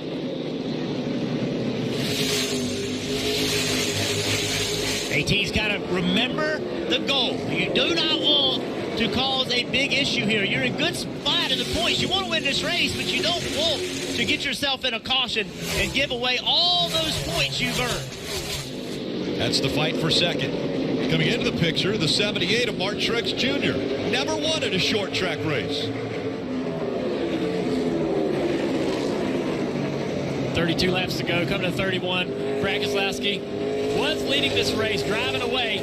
Now he's trying to chase down his teammate, Joey Logano. Looks like he's doing it. Logano, Keselowski. Then Kyle Busch, Martin Truex Jr., Hamlin, Kurt Busch, Newman, Harvick, Suarez, Chase Elliott, all in the top 10. Keselowski clearly faster than Kyle Busch. After that battle, a little friendly wave down the back straightaway. Appreciate you not Hit you too hard? Yeah. Wrecking me. Well, look at this. 78-18. Truex has run him down. Kyle Busch, I think, struggling a little bit. This is a time where he would not be saving. So this is all they got. Both these guys. It looks like Truex has a little bit faster race car. He's putting the pressure on. It's going to be hard to get by, though. Those two drivers, part of the big three, in Kyle Busch and Martin Truex Jr., winningest drivers this year, including Kevin Harvick, part of that big three. And now it looks as though Truex Jr. forcing the issue here. At the end of the season, the 78 team goes away. It's been rumored, and a lot of people suggesting that the 78 driver of Martin Truex Jr. and Cole Purr, the crew chief, are going to go to Joe Gibbs Racing. Now they're racing against what could be a future teammate. And look what Truex is doing. He really didn't have the spot, but he keeps showing Kyle Busch, I'm faster. Watch what happens right here. Stays in line, but if you see him get just a little bit closer with some momentum down the straightaway, he's going to stay left. Show Kyle Busch, hey man, work with me, give me this spot. Doesn't mean he's going to give it to him, but it's a good signal from a driver. And Jeff, just imagine being Martin Truex Jr. Remember that last restart? They got shuffled back. He was running 8th when they came to pit road. Got to a couple positions there. And this last restart, much more advantageous for the 78. So that restart sort of reinvigorated this 78 team with a shot to win once again. And a battle for the lead. Logano has lost the incredible cushion he had over Brad Keselowski. Keselowski reeling him in. And a fight between these two teammates. Logano, who's in the playoffs. Keselowski not in the playoffs. Fighting for the win here at Martinsville. Keselowski overcooked turn 3 the last time through here. Lost the bottom of the racetrack. Look at the roll speed Keselowski has through the middle of the corner. Almost got into the back bumper of Logano. Yeah, but this battle for 7th. Oh, it's been crazy. The 4 has been hung behind the 31. Kevin Harvick has run out of patience. Chase Elliott moves the 31 up the racetrack. Take what you need. Let's see what the 31 does here. Oh, he's going to be Ryan Newman. Crossing back over. Drive inside the 9 in the corner. Will he get into the side of him? And Chase likes his outside lane, though. Chase knew if you're ever going to get in that position, that's really what he wanted. He wanted to be able to just run that upper lane. That's where he's been all day. With 23 to go, Joey Logano has his work cut out for him because the 2 of Brad Keselowski is there, and he is just waiting, putting the pressure on the 22. One slipped tire, one mistake, one contact with that inside curve, and Brad Keselowski will be going by. Be interested to see if he'll be as aggressive with his teammate as he was with 18. Logano's so hard to pass, wrapping that apron so tight all the way through the corner. It really doesn't present an opportunity for you to get underneath him on corner exit, even though you can gain on him on corner exit. Logano has been great at this racetrack at qualifying. For the last 5 races, he was able to win the pole. Didn't win the pole this week, and said that they tried a different strategy, maybe a different plan, because they hadn't won here at this racetrack. Well, now, as the laps are winding down, they're out front. They have a shot at winning the grandfather clock. That is the prize at the end of this race. And that's all Brad Keselowski cares about. He doesn't care that Joey Logano's his teammate. He doesn't care that Joey Logano's still in the playoffs. Brad Keselowski wants to win this race because he knows behind him, this 18 and this 78. If this 78 gets by the 18, he will be coming. He's been better over the longer run. We still have 20 laps to go as we see the 78 hang a left. Will he get inside the 18? They're racing everywhere. Battle for the lead, battle for 3rd. Behind the battle for 3rd is an incredible battle for 5th as well. It's nuts. I mean, this race is just crazy. Get behind this. That's the last one in here. We got to go too. These guys are pushing their cars harder than they have all day long, so those front brakes, you can see the rotors glowing on Keselowski's car and the 22 of Joey Logano. It's who can make the adjustments inside the car. You can turn those brake adjustments and the track bar to keep up with the cars. It starts getting looser and looser and looser on corner entry. Rick, I didn't think with as few laps as we had to go when they started that traffic would come into play, but here it is, right in front of the leaders. A single car here will be easy to pass, but as you get farther into the pack, they get 2 and 3 wide, and here comes Brad Keselowski with a crossover. Will it work? Brad Keselowski, here he comes. Look into the inside of Logano for the race lead. Wow, they get into each other. Keselowski trying to stay off the 22. That outside lane, once again, works on corner exit. I was so impressed by how deep Brad drove the car down in there without getting loose and backing into the side of the 22 car. He's got another run here. He's going to push him. Joey's going to have a hard time holding the 2-car off. The 2-car has so much run on corner exit. Watch this run the 2 gets on corner exit. Not that time. Look at the battle behind them. 78. Here comes Martin Truex Jr. He's going to get by the 18. Lap traffic coming into play there. Does Truex have enough time, enough speed to catch these guys? All right, there's the bunny in front of you. And now Logano, under 15 laps to go. Keselowski, will he get frustrated? Will he punch the 22? Punt him out of the way. He is driving that car so deep into the corner. It's crazy. Look how far down in the corner and how much he gains on the 22. Well, if Brad's going to make a move, he needs to do it because pretty soon he's going to be playing defense as well as offense. The 78 is closing in, a car length every corner. It is heating up front. That's Less than 14 laps. Now 13 to go. That's the first time I saw the 2 car slip a wheel off corner exit. But look at the 22. He's struggling there down in the center. Keselowski bumped him again. At some point, I think you'll see the 2-car jump the outside. I think that he goes so fast into the corner, I think he could roll the outside and try to use that grip on corner exit to make this pass. We are getting ready to have a 5-way battle for the lead. They are coming from behind. Logano, Keselowski, here comes the 78. Martin Truex Jr., the 18 of Kyle Busch. All right there fighting for these top 4 spots. And don't count out the 11, a 5-time winner here at Martinsville. Logano's going to have to be perfect. The pressure inside that race car, you know if you can win this race, you have a chance to win the championship. It moves you to Homestead. His car is not as fast as the people behind him. He's going to have to be perfect. I see Brad's car a little weak on corner exit there. Joey was able to drive off on corner exit. Joey with a little higher line, changing his line, maybe helping a little bit. The 78 putting the pressure on the 2. Here comes the 78. Martin Truex Jr. looks to the inside of the 2.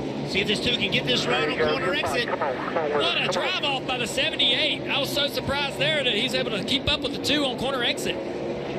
Man, that 70 is so good on the long run. Look at him roll the center. This battle is going to help the 22. He needs the 2 of Keselowski to fight the 78 to slow him down just a little bit. Because the 78 is not going to be friendly when he gets there. It is not going to be nice. He's going to do what he has to do to win this race. Clear the 2 now. Less than 9 laps to go, and now no cars in between the 78 of Martin Truex Jr. and Joey Logano.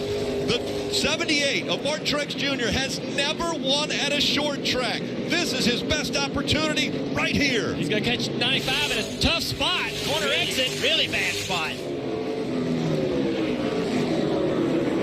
These 2 fighting for a guaranteed spot in Miami for the championship. Logano crossing the stripe, 7 laps to go. Truex right now, he's looking at the 22, trying to figure out where he's weak. Clearly, the middle of the corner is where the 22 is slow. How can you use that to your advantage? Truex with more speed. Will he be aggressive enough to get by this 22? Truex going to turn left right here. Good momentum off of 4. Looking to the inside. Can he make the pass? Will he make contact? He's there. A race to the lap car once again. Who can get there first? Oh, contact made. Come on, brother, come on. They're diving into the turn of 3. Truex on the inside, trying to take the lead away from Logano. Logano trying to run him as tight as he possibly can to make it almost impossible for the 78 to put the power down on corner exit. 78 loose on corner entry right there. Can Joey use it to his advantage? Great job out of lap cars, by the way, getting out of the way. Side by side, Logano and Truex. And then Keselowski's going to come back into the picture, as is Denny Hamlin fighting back there. Now, 4 laps to go. Logano's holding him up on the outside. Look at this run the 22 has on the exit of turn 2. 22's holding him so tight on corner exit. Look from this view how tight he's going to hold him on corner exit, not allow him to use the throttle. He moves up the track, contact again. Logano still up front. That almost scares me a little bit. That allows the 78 to square up on that rear bumper. Just move him out of the way. He looks to the inside again. Now Martin Truex Jr. setting him up. Coming up on 2 laps of racing to go at Martinsville. Look at that run on the high groove. Clear by 3 feet, all clear, 2 to go. So much pressure inside these cars. This is an incredible drive by Joey Logano, regardless of the result. He raced him clean again to the inside. Martin Truex Jr. has the advantage as they come up the turn. He'll see the white flag one more time around. Martin Truex Jr. on the inside, looking for his first short track win, as well as a trip to Miami to try to defend his championship. The 2017 champion, will he get the bumper? Yes, he does. Here comes Logano. Logano on the inside, a drag race. They're sideways, and it's going to be Logano getting the win.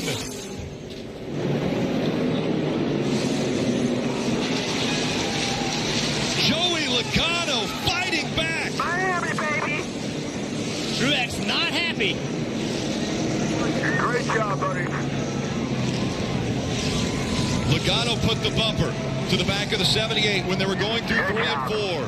It moved Truex Jr. up the track enough that he had an opening.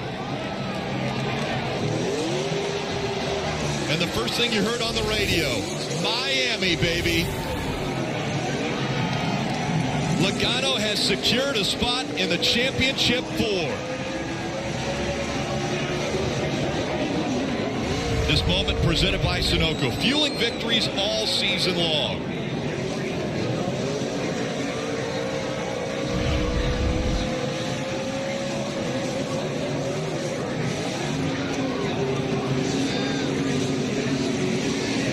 The elation of the team knowing what they have just accomplished.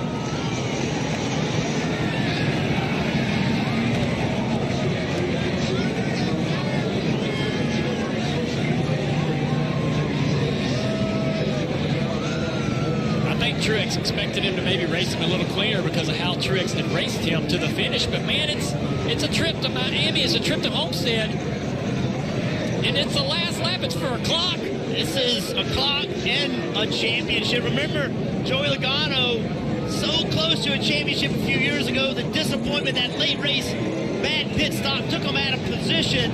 That hurt them. This was a chance to get himself back in that position. We talked about it when these playoff system was created, the situations it would put drivers in. It's going to put them in a position to do things they wouldn't normally do because there's so much on the line in an individual race, more than ever before. You saw the look on Martin Truex Jr.'s face. I'd be mad too. Yeah. Right? I mean, you drove the guy clean, you gave him respect, you could have moved him out of the way, and you didn't. And he did it to you. So, what does that mean? Remember the Roval. Remember the Roval. That same thing happened. He got taken out coming to get the checker, to get the win. Joey Logano has stopped in turn 3 while they get the front stretch stage in place. And he's going to jump out of the car as he takes his helmet off. Will it be the typical smile that we normally see out of Joey Logano? He got the win, had to rough a driver up to do it. We'll find out what he's thinking. Marty. Well, you hear the crowd on the other side of the racetrack. Some boos for Joey Logano. A smile on his face, though. Walk us through the last lap and the thought process of the move on the 78, Joey. Miami. Just thinking about Miami. Thinking about how we can win a championship with this car. And, you know, I knew it was going to be a fun race there today. Yeah, Martin was definitely better. Our car wasn't as good there that last run. And I was just doing all I can to be as defensive as I could. And, you know, we were racing hard. He's getting into my left rear. We were both running hard, as you expect. And then, you know, you just got to expect Martinsville at the end of the race that you're going to have some bumping and grinding there at the end. So proud of this Shell Pennzoil team. Man, this has been a tough season. And it's great to get our second win of the year, the biggest win of the year.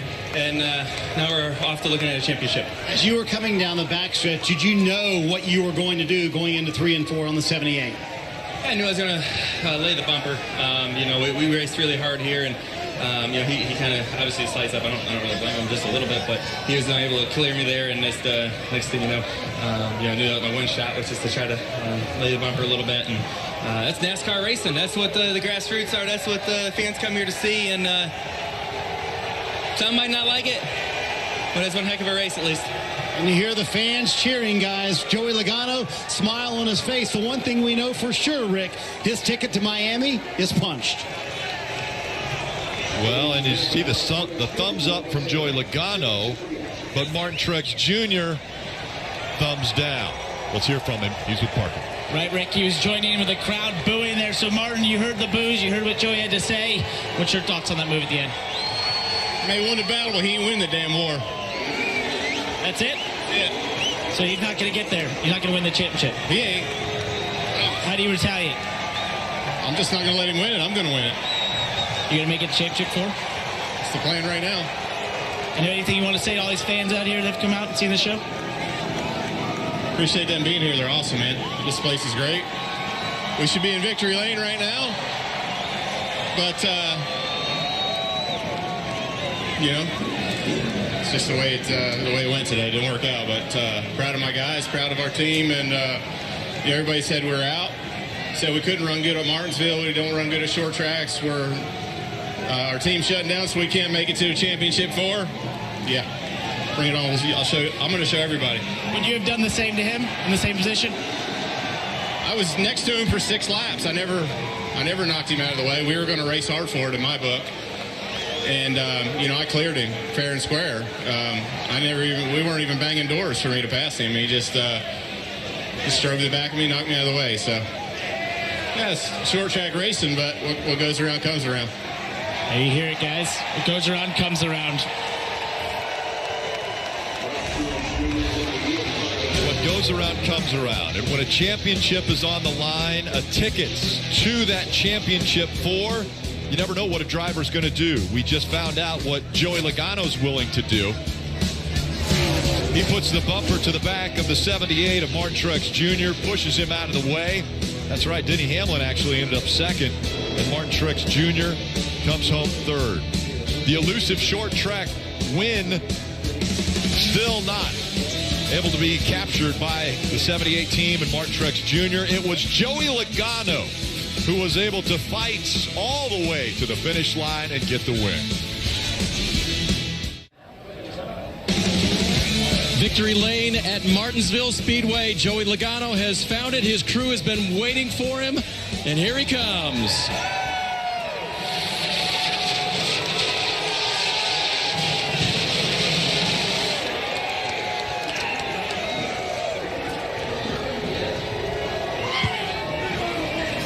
A couple of sides to these Martinsville stories. Dad, a big hug for his son, who toughed it out there at the end. And of course, your team, as I was walking into Victory Lane, all about yeah. Martin, not so much. He wasn't happy with you, Joey. It's just, like I said, it's racing. It's what we got to do to get there. We got to get there first, and we had a great car today. Our pit crew wanted us to race. They're so fast, and you know, some are going to like it. I said haters are going to hate a little bit, but I'm a hard racer, and I don't think that's a secret to anyone. And we're here to win a championship this year. Joey, how do you race the remainder of the championship knowing that you've dealt a blow like you dealt today? We're focused ahead right now. We're focused on building a car. Team Penske did a great job building me a great car for this playoffs here throughout the whole run, and also to come here to Martinsville and finally get the win here. We've led so many laps, qualified so good. It's about time we finally get a win. I don't feel like tracks owe you, but man, we've been so close so many times here to getting that grandfather clock behind you, and man, it feels good. So whatever happens from here is going to happen, but we're just going to focus hard on moving forward right now and building a great car for Miami. So what about that, winding this old clock back there and putting it somewhere in the house? How's that feel? Oh man, it's going to be great. Yep, we'll know what time it is. We won't be late anymore, but man, it's so cool. I wish my family wasn't here. My wife and Hudson, they're not here, but hey, wish you were here, but man, what is a cool day, and just hold it. Yeah, even colder now. Even colder. Got to ask you one more time. Talking to Martin after the race, he said that you may have won the battle, but you're not going to win the war, Joey. How would you respond? Okay. It's, as expected. We raced hard there, and he raced really clean and laid the bumper to him, so I don't expect him to be happy. But we got to do what we got to do, and he's going to do what he's got to do, and we'll hash it out, I'm sure, one way or another. But this was our shot. This is maybe our only shot, so we had to make it happen.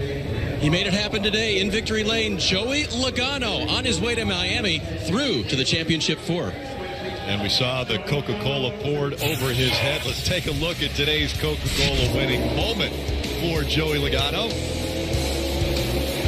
Pushed to 78 a little bit, coming out of 4, and then got to the inside and was able to outrun the 11, actually, and get to the finish line first. Joey Logano getting his first win at Martinsville.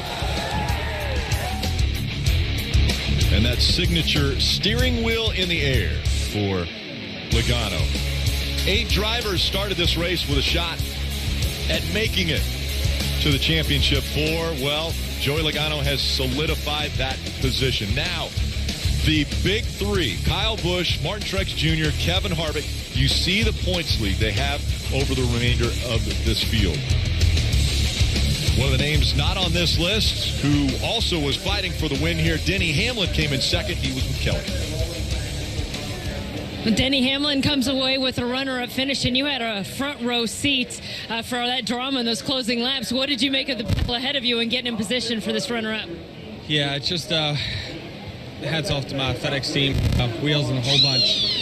Give me a great car, one that could win. Just we needed long runs, not short runs. It was obvious we had such a good long-run car and was coming there at the end, but these guys were leaning on each other, and looked like a fun battle. I just wish I was a little closer to kind of be able to capitalize on it, but I just got held up there by the 2 in the 18 a little bit. But those guys were racing, especially for something, a big prize. So I had to be patient around him. It just took a little bit too long. We've been talking a lot about your streak of wins, 12 straight seasons. Give me a sense of how badly you wanted one here. Bad. I mean, it's bad as I've wanted anything. So just we'll look ahead. We got 3 good racetracks ahead of us, and we'll see if we can't get it done. Thank you, Denny. And the frustration still for Martin Truex Jr. as he walks away. Now, we saw what Joey Logano was willing to do, but Joey Logano also should know what could potentially happen because he's done this before. Well, I was trying to figure out what would be the best way to describe it, and Joey Logano did it for me. Martin Truex Jr. raced Joey Logano cleanly passed him in 1 and 2. Joey Logano chose to just hit him in the bumper to pass him in 3 and 4. Every driver has to make that decision. Joey Logano made it. You saw how upset Martin Truex Jr. was. In my mind, this has opened the door wide open to Martin Truex Jr. in retaliation. And if I know the 78, he's not going to do it at Texas or Phoenix, where it's most valuable. He'll wait to Miami. Will he get the opportunity? We'll wait and see. What we do know is Joey Logano will be racing for a championship. It was not without controversy, and Martin Truex Jr. seemed pretty determined to me that he was going to try to win the championship, and the 22 of Joey Logano was not going to have a chance. All right, Steve, so let's look at it from a fan perspective. Did you enjoy what we saw at the end of the race? Oh, I enjoyed it. I enjoyed it with whoever won. It was a classic Martinsville race. It had some long green flag runs, some cautions at the end. And in the end, I think Brad Keselowski was very polite to his teammate, Joey Logano. There was moments he could have been aggressive. He did not. He protected the best he could. Martin Truex Jr. got by, and it was an epic short track. Why do we love short track racing? That is why, because you can lean and you can push. It's just a question of, will Joey Logano regret that move? Remember the last time he was aggressive like that, it was with Matt Kenseth, and it was back here where we saw the retaliation. Now we still have 3 weeks to finish out the season. That we do, and 2 drivers who have experienced the bumping and banging at this racetrack. Junior, Jeff, did you guys enjoy those last few laps? Yeah, man, like everybody says, more short tracks. Let's just go to more short tracks. We'll see more of this. I had a good time. It was a pretty good finish. I know a lot of fans are upset about what went down, but there's so much. This is the box that these race car drivers are put in to make it what matters is a championship. Joey don't have a championship. Joey's trying to get to Homestead. Joey's going to do whatever he can. He didn't wreck him, didn't put him in the fence. I've told Martin forever he's too nice. But I really enjoyed what I saw, and I'd be upset too. And Joey's hope is that Martin never gets that chance to get him back at Homestead. Joey's hope that he goes to Homestead and runs in the front all day long, and Truex struggles. Well, we're assuming that Martin Truex Jr. is going to be in Homestead with a chance to win a championship. He still has work to do. Joey Logano doesn't, and that's how much is on the line. So, it's not a give me that Martin Truex Jr. will be at Miami, and that's why he's mad. Number one, he drove someone cleanly, and he didn't get it back. And number two, he's still got work to do to go to Miami with a chance to win a championship. I see both sides of it. This system has put so much pressure on drivers. unlike any system before, never has there been so much pressure on a single race within a season. This isn't their last race of the year. This is within the season that so much is on the line. It just puts these drivers in a tough spot, but it's great for us to watch. The more difficult it is for drivers, the more fun it is for us as fans. We were treated today to some unbelievable high-stake racing. Yeah, absolutely. I mean, Martin did a great job driving him cleanly, but if it's the last lap, last corner, guy can get to your bumper, you got to expect that he's going to give it to you, and he just moved him up the racetrack just enough to get back by him. And again, I mean, it's for everything. It's for that opportunity to win that championship. I wouldn't want to be running second to Martin Truex Jr. with a few laps to go in the next few weeks. That's because right. Martin Truex Jr. has been wrecked in 2 races in the last few weeks. Coming to the checkered flag, I would not want to be in front of him. And Roger Penske throwing the hat on there in victory lane. He'll be celebrating this win with Joey Logano. It's time now to go to Krista, Kyle, and DJ for this post-race coverage.